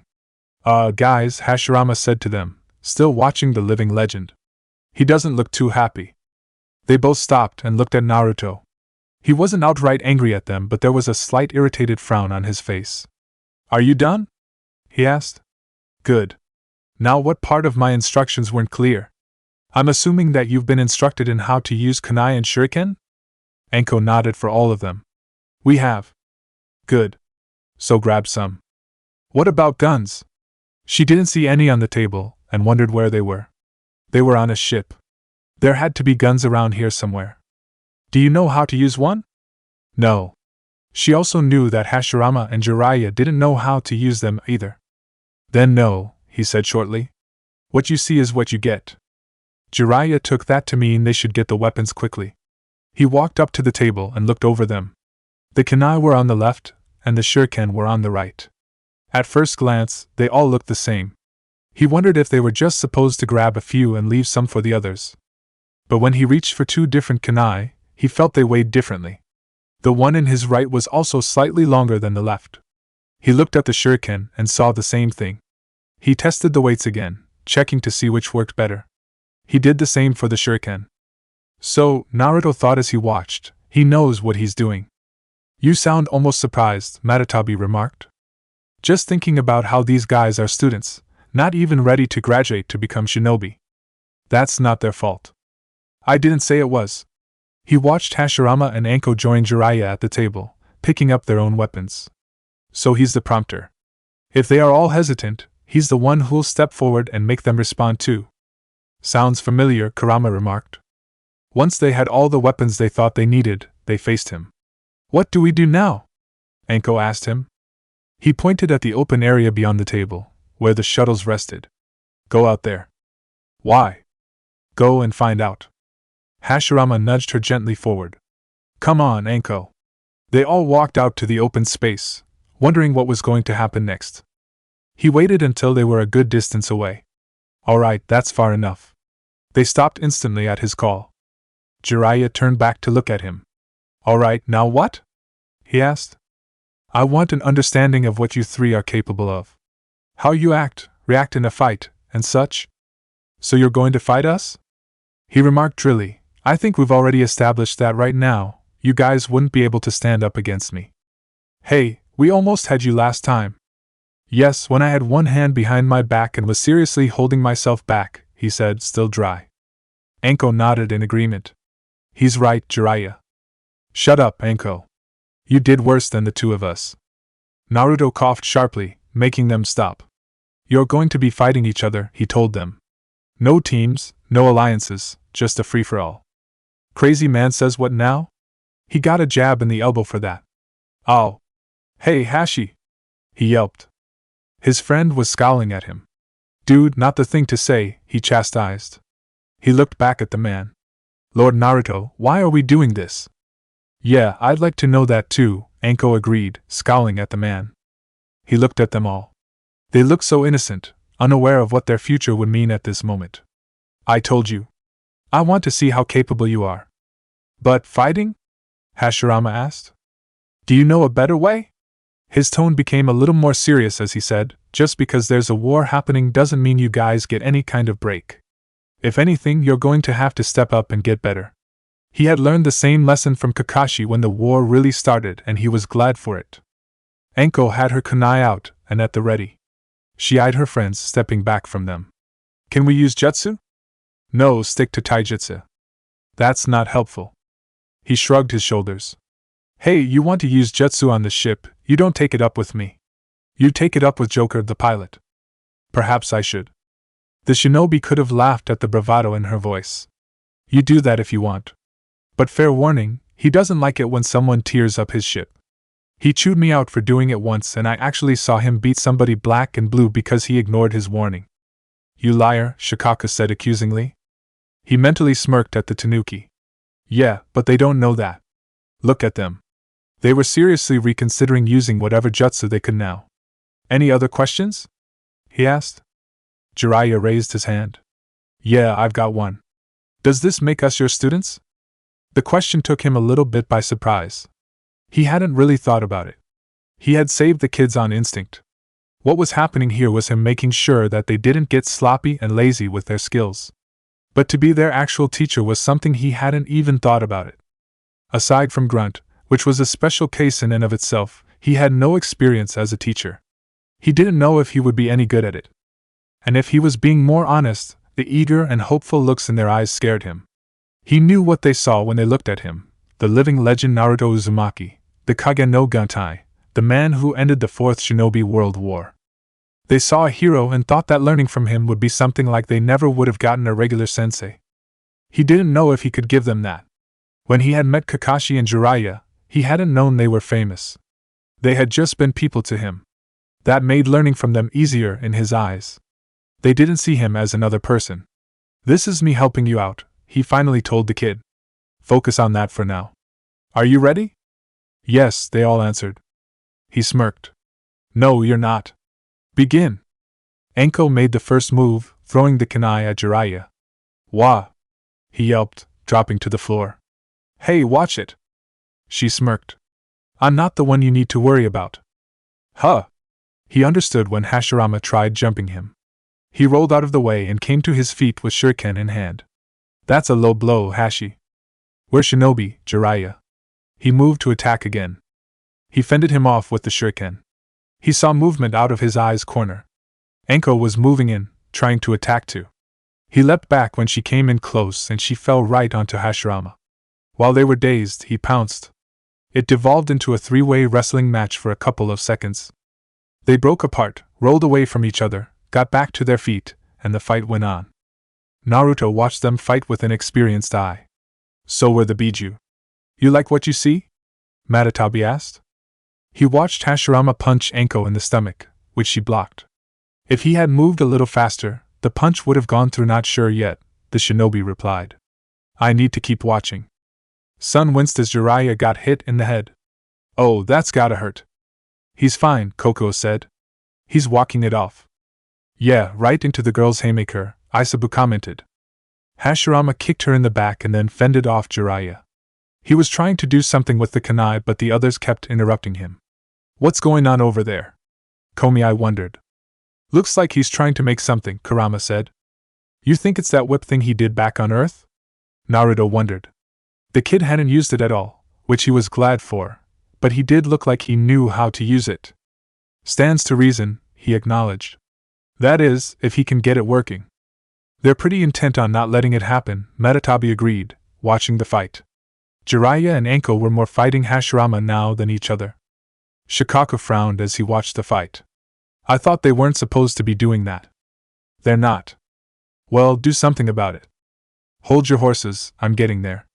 He said aloud. Hey, what did I say? They both stopped and looked at him. What? Jiraiya demanded. What did we do? I said no teams or alliances. What's the difference? That's just begging for the 4-hour lecture. Please don't, Kurama begged him. That's cruel and unusual punishment. And he's in the middle of a fight, Gyuki added. Yeah, that too, the fox agreed. Anko thumped Jiraiya on the head. Idiot, she told him. That's not the question you should be asking. She looked at Naruto.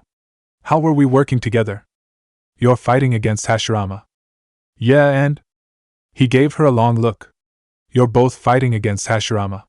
I told you not to do that. They both frowned at the accusation. They knew what they had been doing. They were probably hoping that he hadn't noticed. And by the way, you're not doing so good. Anko looked at him with irritation. We're trying to do what you wanted us to do. I know. That's how you're not doing good. How? She demanded. You kept your attention on me when you should have divided it between me and Hashirama. Both their eyes widened in surprise. They turned back, but it was too late. Hashirama had already gotten his makeshift rope javelin ready. He swung it once and they scattered. Shikaka laughed as he watched the fight go. This is fun. Sun nodded in agreement, grinning widely.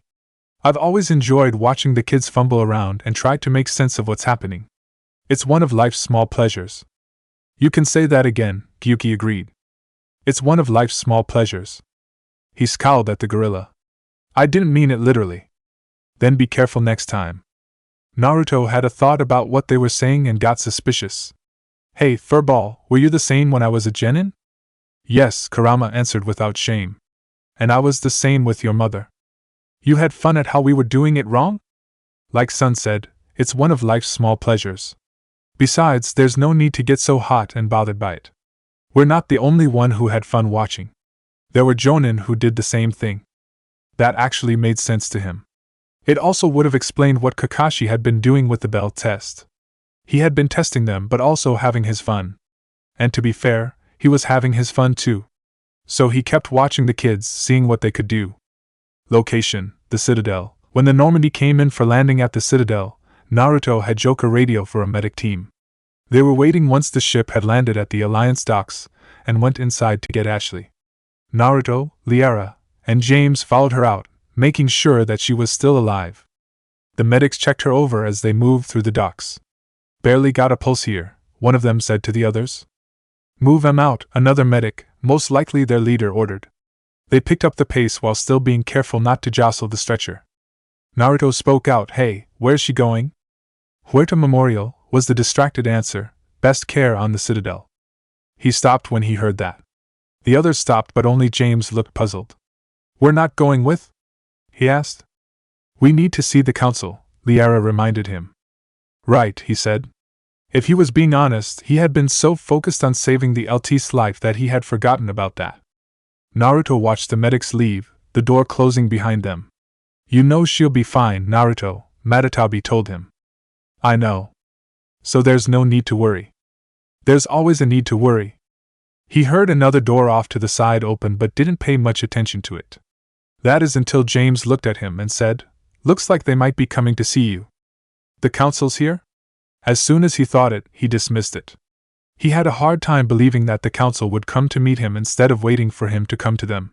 He was proven right when he looked and saw a CCC officer coming towards them. But it was an officer that he knew. Hey there, Captain Lee, he said to the man. Captain Lee looked just like he remembered. His eyebrows were just as bushy as his ancestors had been, but Naruto knew that when he scowled, their bushiness made him look fierce. His personality was different from Rock Lee, as he was more serious and did not shout about how youthful things were. He did his job like he was supposed to, and people respected him for it. Commander Uzumaki, he replied, got word you were arriving. And it's commander now. You got promoted? Yeah, I was. He didn't sound too happy about it. So, congrats? The blonde asked. Thanks, he said flatly. Now half my job is dealing with political bullshit and escorting dignitaries around. No offense. That was right, Lee always preferred to be a street-level cop. Hey, you're preaching to the choir, Lee. I don't like the political stuff myself. So you've said the last time we were talking to each other. Liara coughed quietly behind him. He gave her a quick look and she didn't do anything else. But the point was clear. Are you here to take us to the council? He turned around and led them through the corridors. I'm here to tell you the council is expecting you, but they are dealing with their own problems. With the war and everything, he said, making it sound like a simple explanation. They apologize for the inconvenience, and blah blah blah.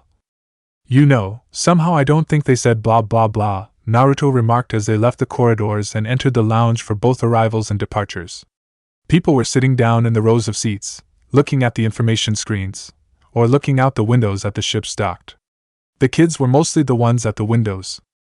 Lee looked at him. I won't tell if you don't.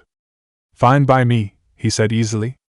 The cop opened up his Omni-tool and sent him an address. Meet them here, at Udina's office. They'll be ready soon enough. Got it, said the blonde.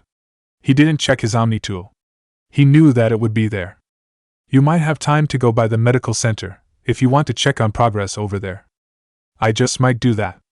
You go on ahead, Liara told him. I'll head up to Udina's office. Lee said, one of my men can show you the way. She gave a nod of thanks and walked for the nearby exit. He turned and looked at James. You? He asked. I'm just a tourist today, the Marine said. I'll try not to get into any trouble. All right, you go have fun, James, Naruto told him. He frowned. Sir, please don't sound like my father.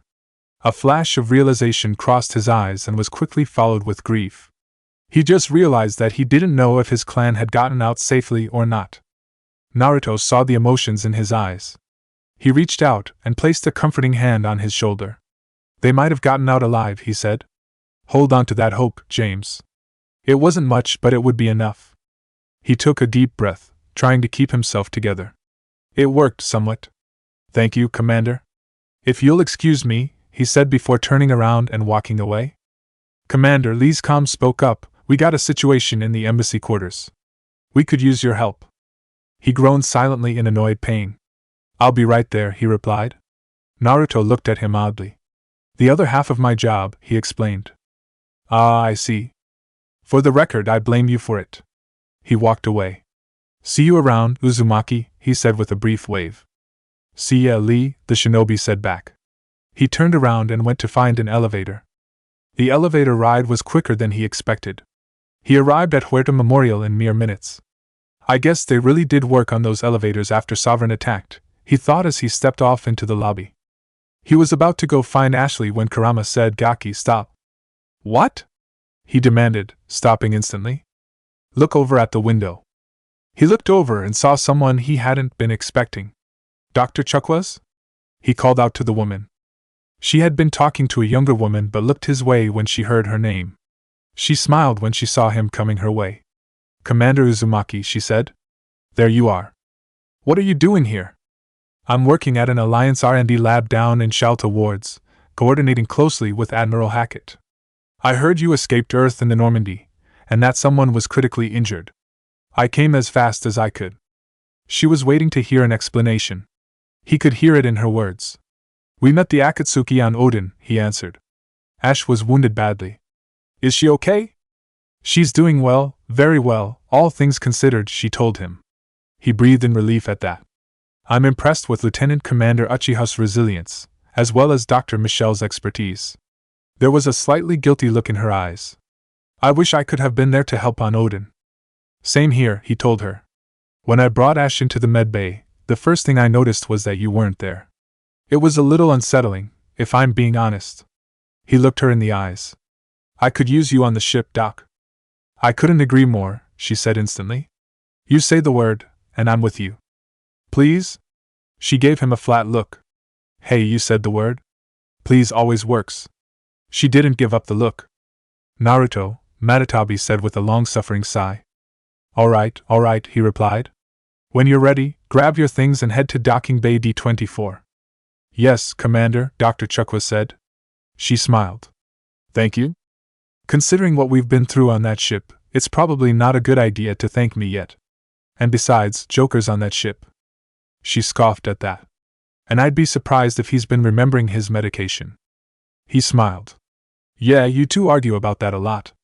A lot of people on the ship heard the arguments the two had about that idea.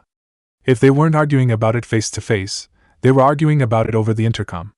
Naruto had considered asking them to keep it private, but the crew kept finding it funny to listen, so he didn't.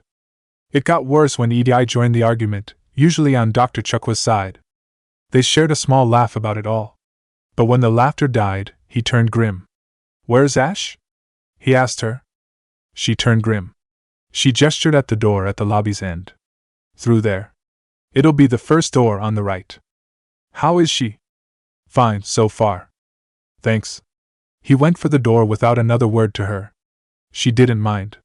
She knew that he cared for the people under his command. As much as he had confessed to being scared of command, he took to it well. She left to get her own things. She had a medbay to occupy.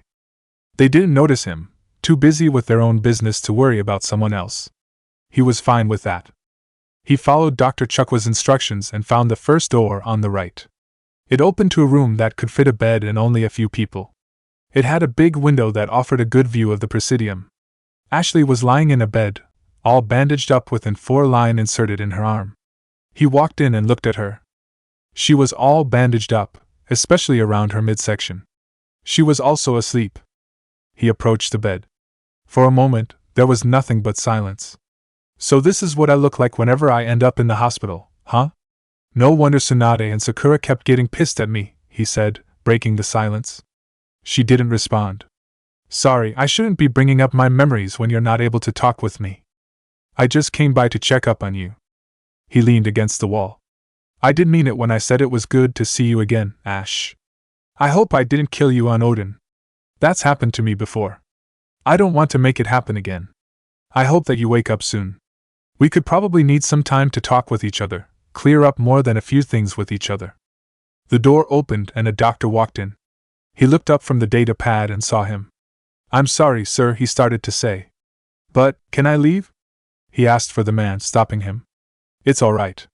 I was just making sure that she was going to be okay."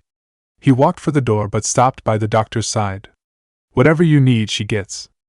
Trust me, sir, she'll get it." "Thanks." He walked back into the lobby.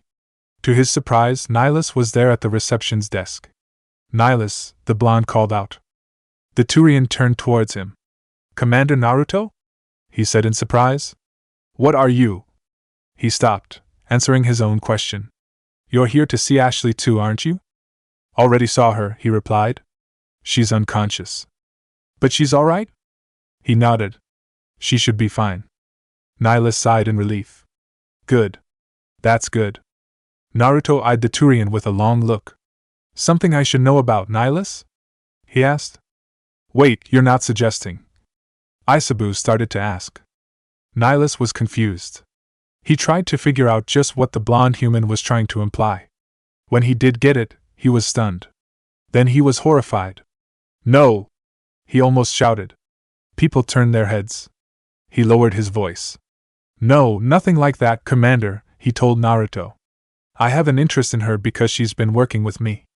The shinobi remembered Horizon and how Ash responded the others he gave. If that was still going, she was still in the running for a Spectre position. "How's she doing there?" He breathed in relief, realizing that the conversation had moved to a different topic. "She's doing well. She might make Spectre. And you're the one who will make or break it for her." He nodded. "I'm the supposed expert on potential human specters." The way he said it, Naruto couldn't help but chuckle. "If that's the case, you don't exactly have a good track record with us," he said. "Excuse me?" "Come on, Nihilus, with me you got shot and were in a coma for a long couple of months." He had been elected by the council to become a Spectre just so they could have someone to hunt Saren and please the Alliance at the same time. He gave the human a flat look. "You're the exception, not the standard. You know, just because people believe that, doesn't mean I do." It was how he kept himself from getting a swelled head. Swelled heads never helped, especially in the situation they were in now. "Good." Things fell silent between them for a moment as they searched for things to say. "I heard that you want to talk to the council. News travels fast. How much help are you expecting from them?" he asked the human. "I just want their help. We need it." It could have been funny how he believed that the council would help him. But Nihilus didn't say anything about it. All he said was good luck then. "Thanks, Nihilus." He started for the elevator but stopped before reaching it. He looked back at the Turian. "Hey, if you ever had the opportunity to join me on my team, would you?" He didn't take long to answer. Probably not, I'm more of a loner. It helps me finish the mission when I don't have to worry about any teammates getting in danger or killed. That might have sounded callous to anyone else, but Naruto looked past the obvious meaning. He saw that Nihilus meant he would have protected his teammates to the death if he had any. But he didn't want to risk them, and so prevented it from happening by not having. Well, the offer stands if you change your mind. I think I owe you a couple of missions. Your missions are yours, he told the blonde. But thank you? Not a problem. He turned back around and went into the elevator. He came out of the elevator in the Citadel embassies. It looked like the Alliance embassy but with more people. He checked the map that Lee had given him to find Yudina's office. He walked there but stopped when he heard arguing coming from inside a room. What's going on in there? Is it any of your business? Kurama asked him. I'm just curious. Is it any of your business? The fox said again, making his words a lot more obvious. Gyuki saw the name above the door. Hey, this is Lee's office. That was the incentive he needed to walk through the door, ignoring the fox's grumbling. Lee was sitting at his desk facing a reporter.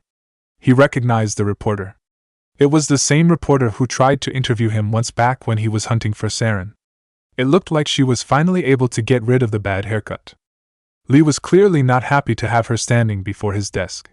There is no anti-humanity conspiracy here, Ms. Junsei, he told her. The council's simply not granting interviews at this time. His eyes flickered over to the door, seeing Naruto, and acknowledging him before turning back to the reporter. She didn't notice. My viewers are going to know that CCC and the council are denying them access, she told Lee. It was probably meant to be a threat. As far as those go, Naruto had heard more threatening ones. And apparently Lee had too. Listen, lady, you think I like playing gatekeeper between the paparazzi and the politicians? He asked her. I don't have time to babysit them, and I'm not here to hold your hand. She scowled at his dismissal. Well, I'm camping out until I'm granted an audience. Fine, he said.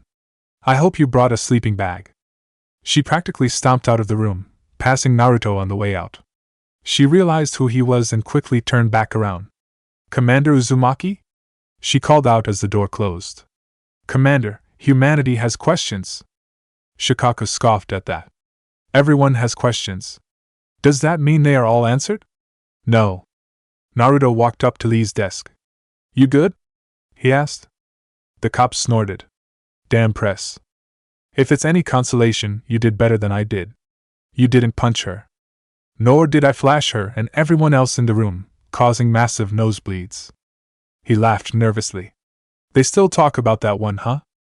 I believe it's made the home vids. Nice going, Kurama told him dryly. It was a good idea at the time. You mean you want to have a laugh and embarrass the reporter? What would you rather have me do? Punch her? Fair enough. Thank you, he said to Lee. You're doing the job well, you know.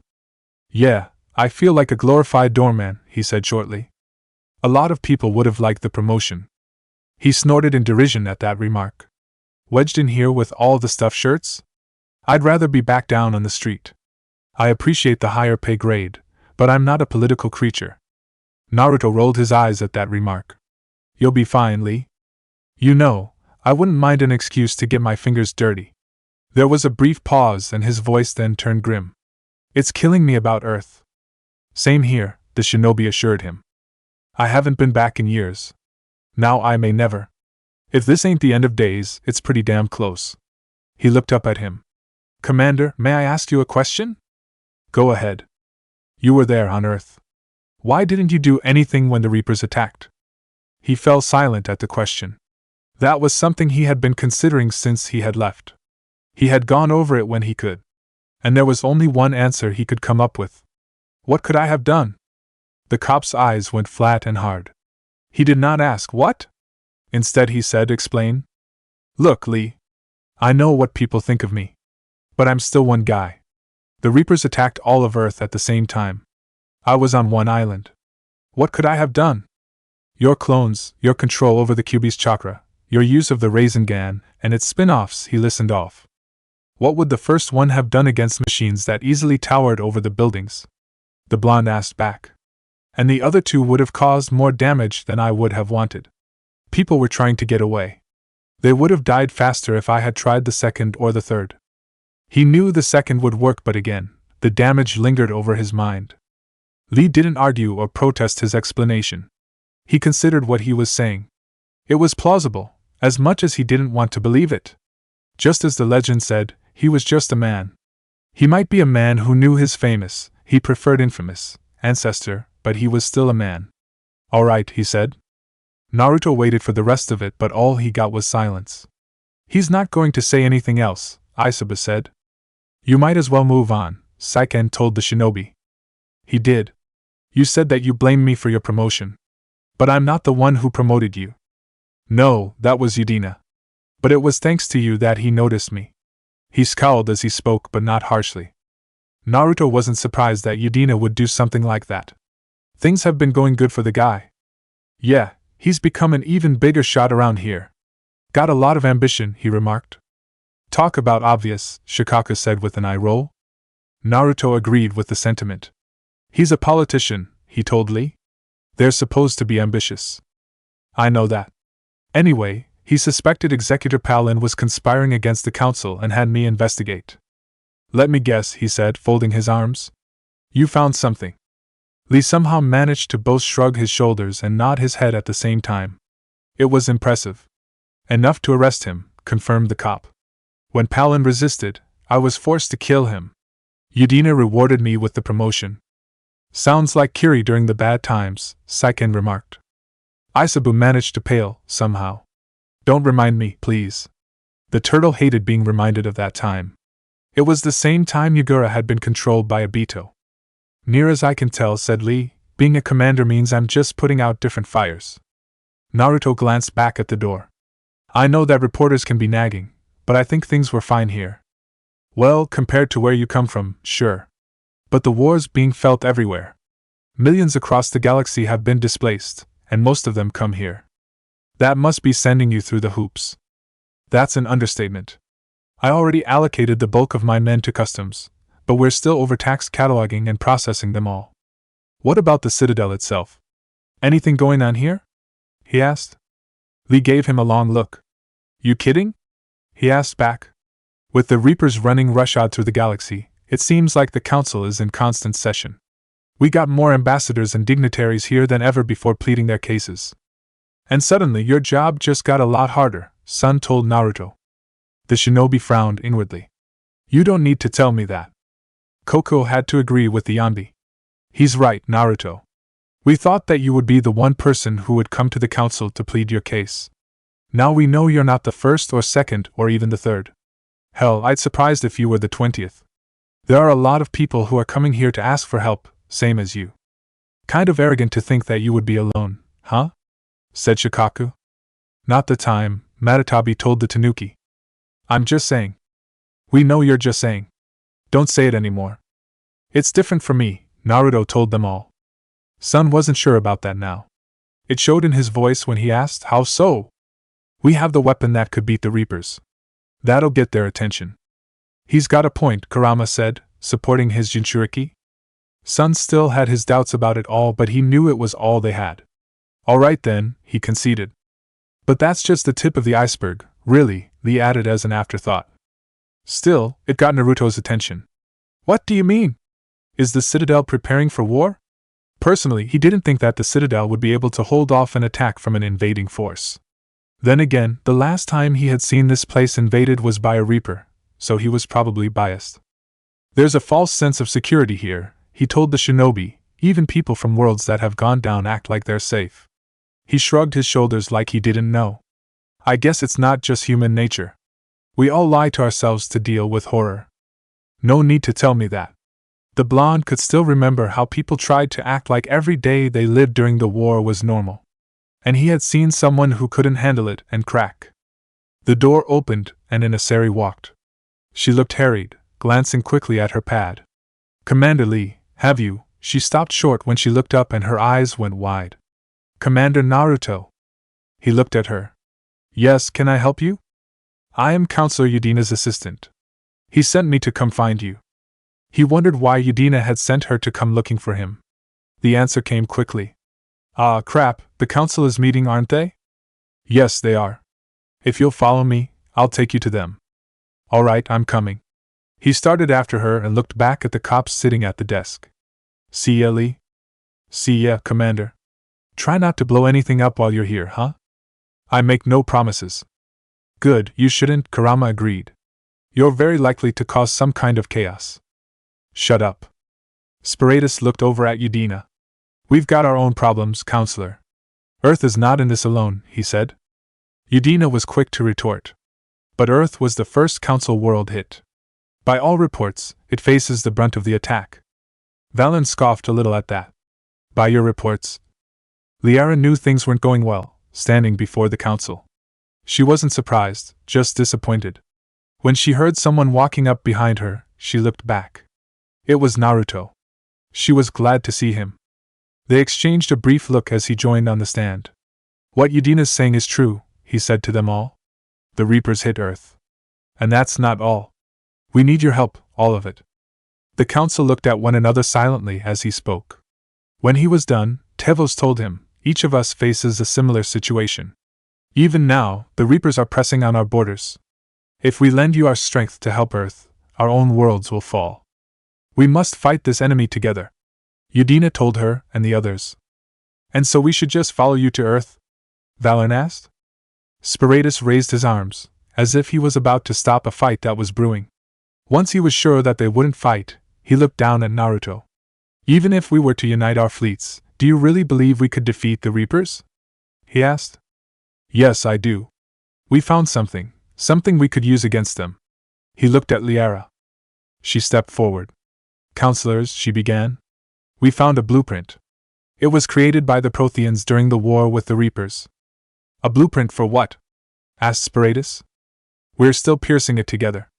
But it appears to be a weapon of some sort. She activated her Omni-tool and shared the information with them. Valen looked at what she offered with a scientist's eye. Capable of destroying the Reapers? He asked. So it would seem. It was a promising idea. But he looked at everything that she was offering, including what would be needed to build the weapon. What he saw scared him a little. The scale, it would be a colossal undertaking. Naruto shook his head at those words. Not if we all pitch in. We already sent the plans to Admiral Hackett. He's coordinating the rest of the Alliance fleets so they can start the construction.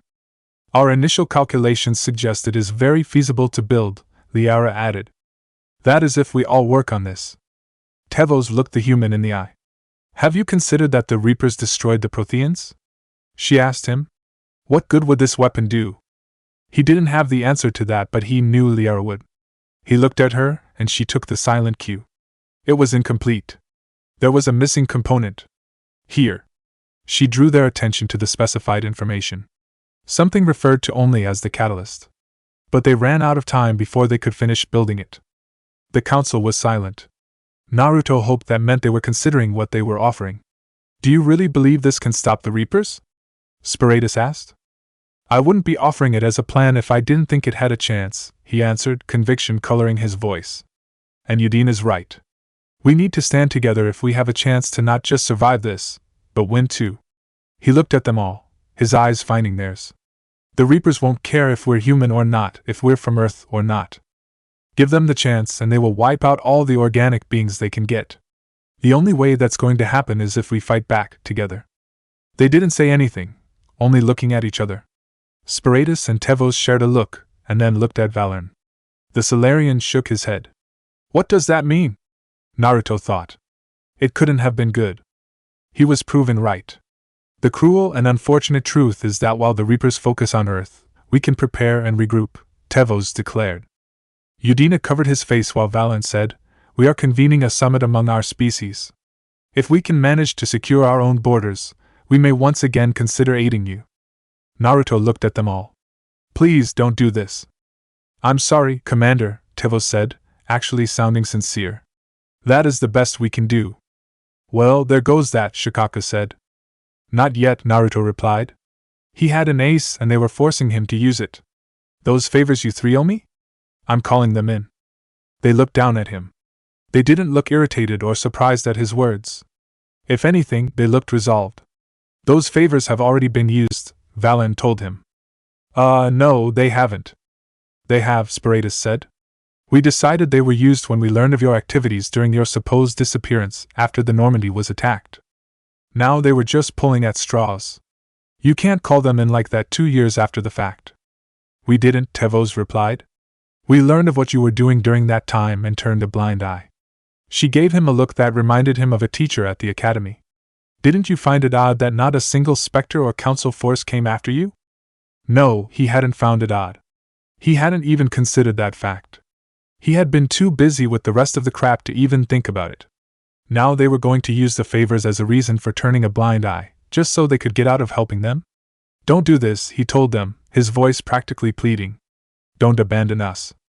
I'm sorry, Commander, Valen said without even trying to sound apologetic. But this discussion is over. He watched them leave.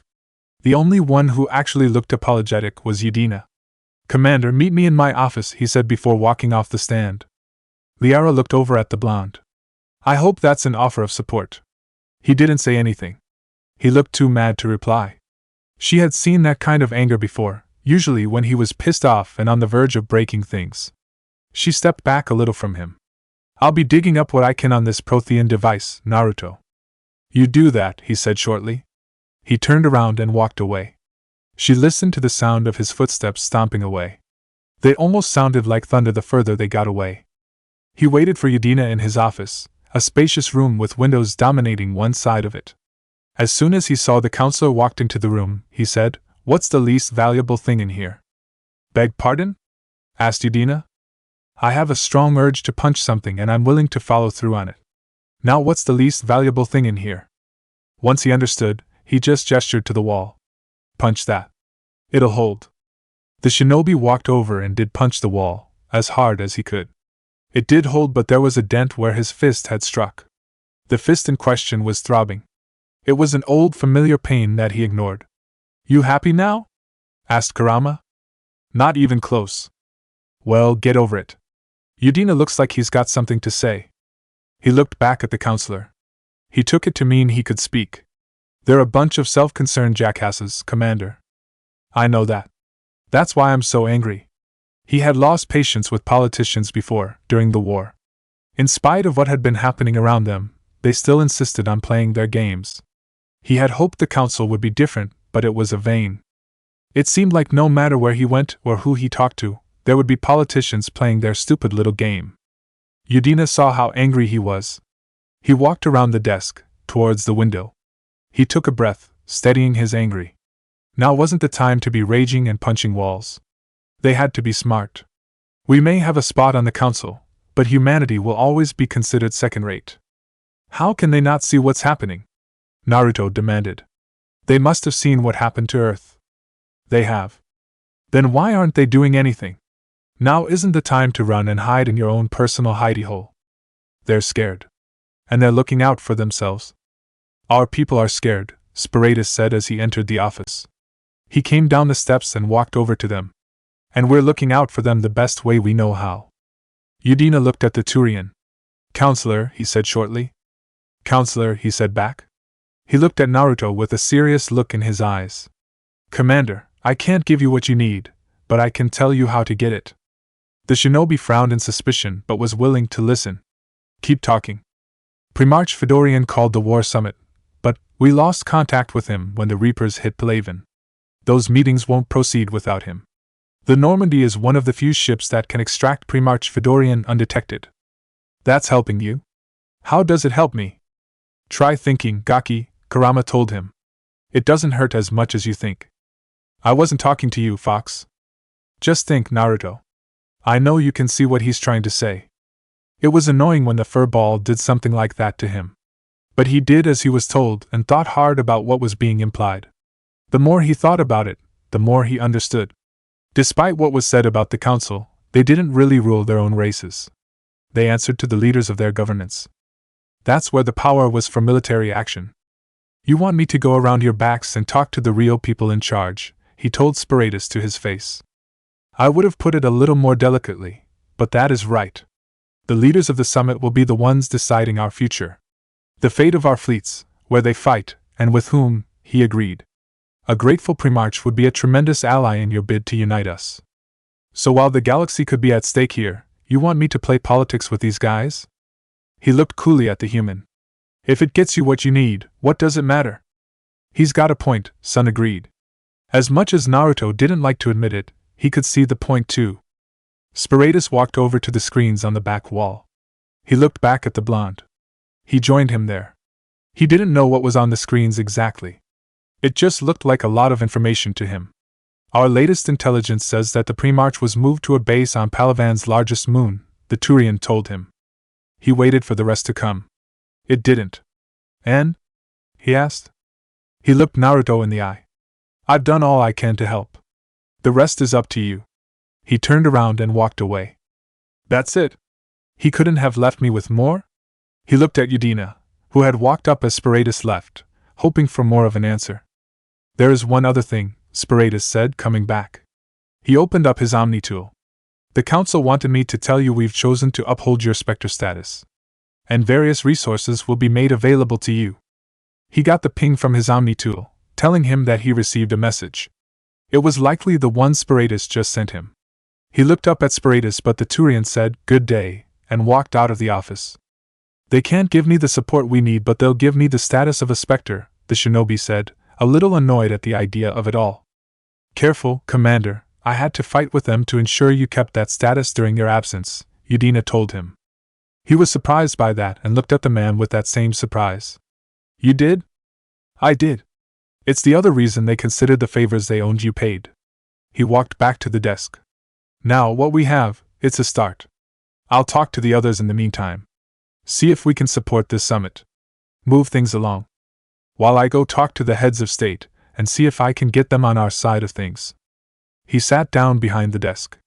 Yes, that's about the gist of it. No pressure or anything, Shikaka remarked. Gyuki came to Naruto's defense. He's been through worse. Naruto ignored them in favor of Udina. He might be sitting behind a desk, but it was clear that he was going to do as best as he could to help. Hey, Udina, he said, thanks. The counselor looked up from his screen. You're welcome, Commander. Now I think it's time that we both got to work, HM? On that, he agreed. Alright, I'll head out. Wait a moment. He had already been going for the stairs when he was called to stop. What? He asked, turning back. He opened a drawer in the desk and pulled something out. Here, he said, tossing it at him. Naruto caught it easily. He held it in his hands and let gravity unfold it. He quickly realized that it had been a rolled-up piece of clothing, but not any clothing. My Spectre coat, he said. I've been holding on to it since you gave it to me and Anderson before going on your mission. Since you're here and you've been recognized as a Spectre again, you can wear it again. He slipped on and it felt right to have it on again. Don't twirl, Kurama ordered. I wasn't going to. What was he, some kind of model strutting around for people to see? Good. Now get moving. You've got a job to do. He knows that, Sun told the fox. Naruto did know that. He was already heading for the door.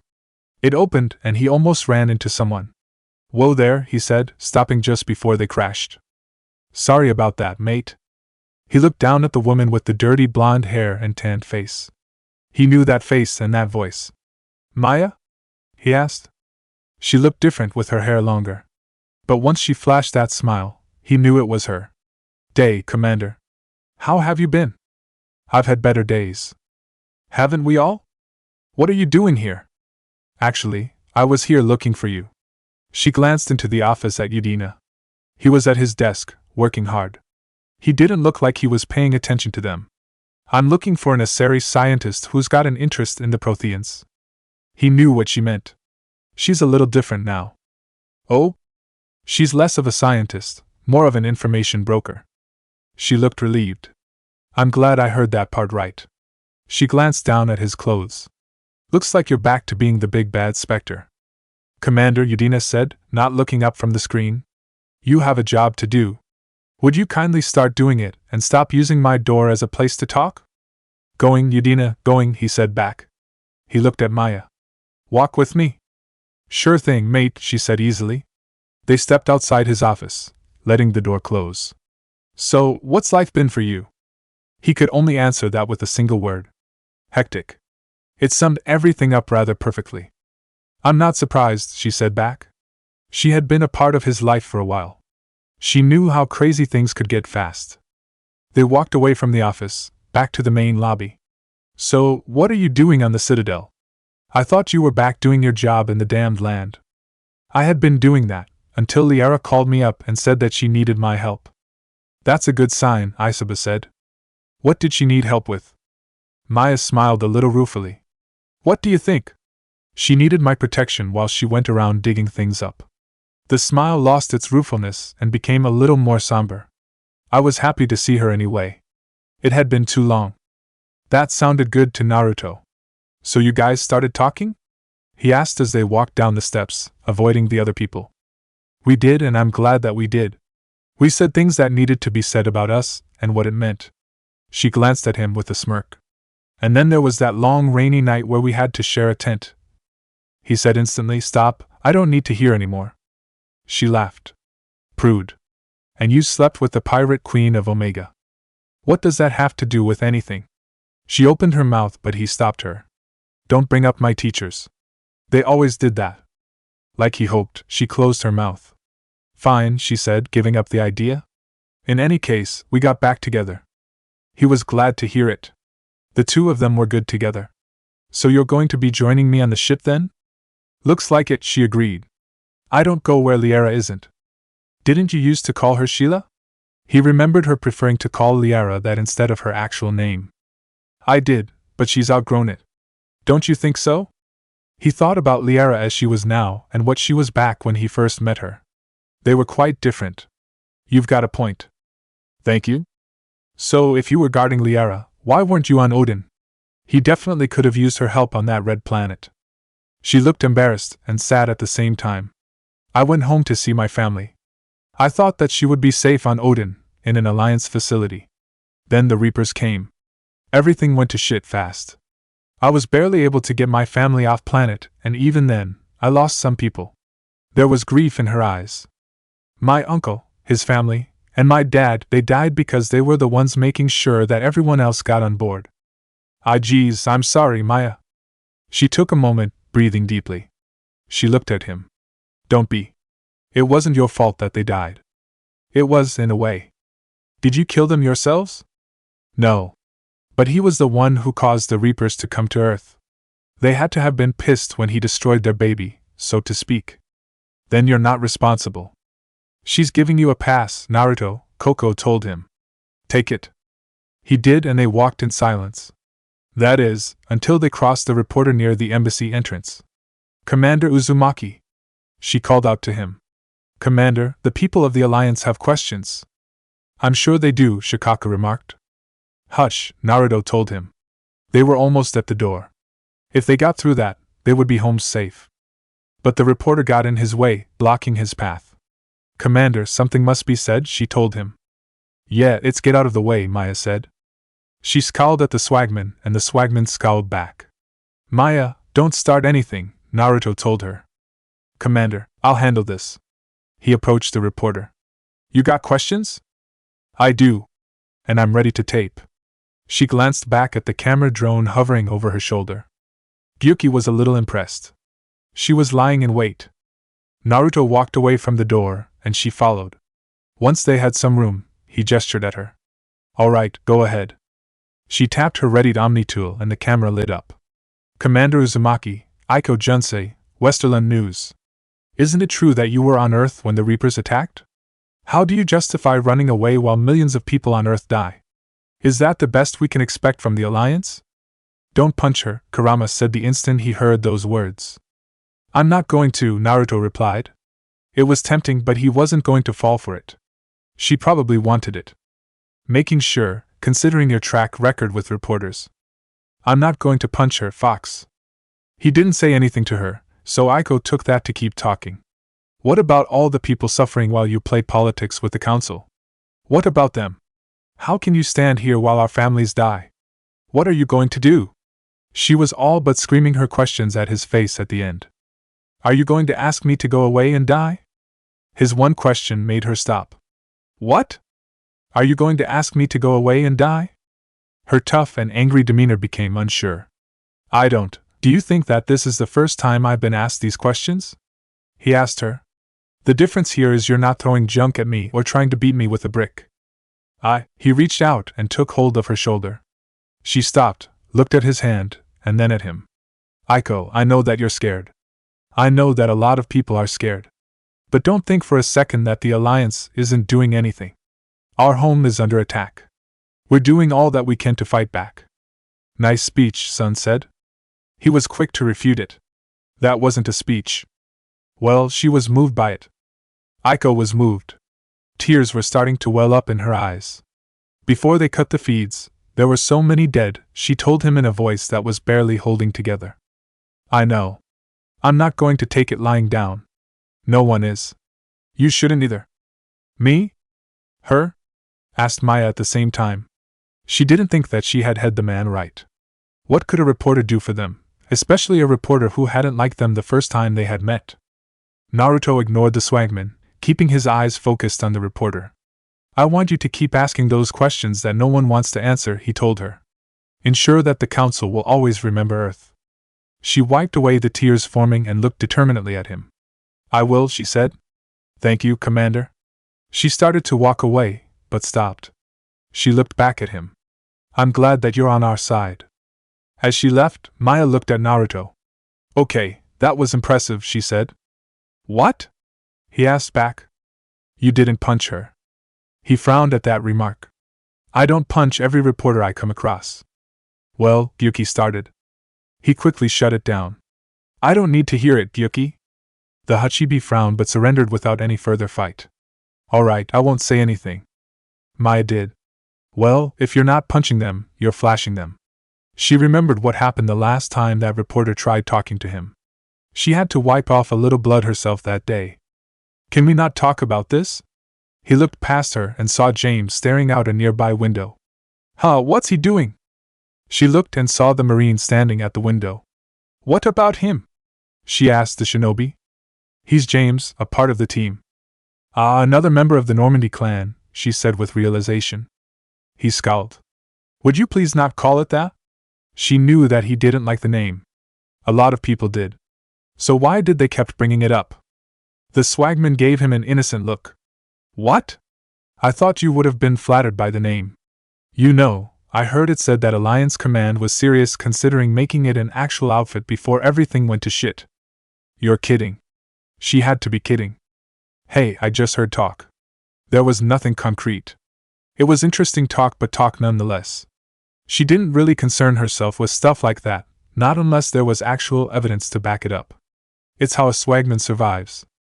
He looked back at James. Stay here a moment, would ya? He asked Maya. Sure, she said easily. He walked over to the Marine. He didn't say anything at first, choosing instead to look out the window too. Hey, Commander, James said when he saw the shinobi standing there. Liara told me the Council's not interested in helping us. That's the idea. Why would they? He gestured out the window. Look at this place. There's no war here. People are whispering about it. Talking about it, he said. But they don't really believe it. Naruto scowled at that. They forgot what happened 2 years ago. He didn't have a good answer for that one. So he shrugged his shoulders and said, either that, or the people who were here left. Kurama rolled his eyes.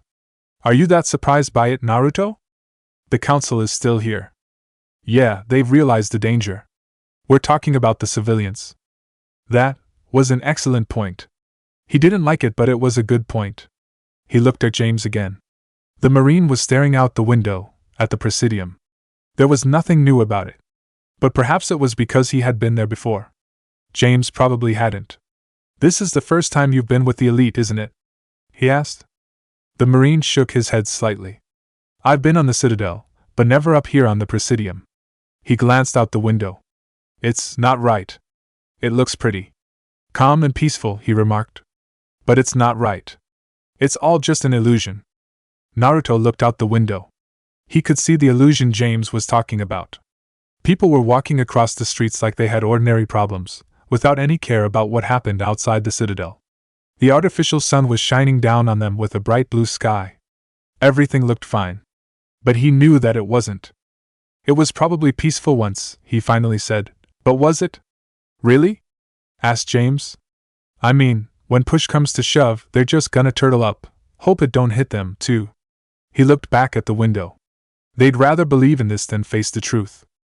They both looked out at the window, at the peaceful sight. Can you blame them? Asked the shinobi. We were at Earth. It feels like we came out of some kind of nightmare. Yeah, he replied. That's what I hate the most. It's like this place wants you to forget that. And you still want to go back to Earth? Hell yeah, he said instantly. But? Asked Naruto. You were right. So was Anderson. We can't stop them alone. He leaned back away from the window and folded his arms. Besides, looks like you're gonna have your hands full convincing these Pendejo politicians to help us. And I'm up for it. Whatever it takes, he declared. Glad to hear it. He looked over at the nearby elevator. I'm gonna head down to some of the lower wards. Where they keep it real, he said. You got some spare time, you should come and find me. Before you vanish, you see that woman back there? He nodded his head back at Maya. Yeah, I do. It was hard not to see her. She was the only one who wasn't wearing some kind of uniform or suit. She was just wearing a shirt, pants, boots, and a hat. That's Maya.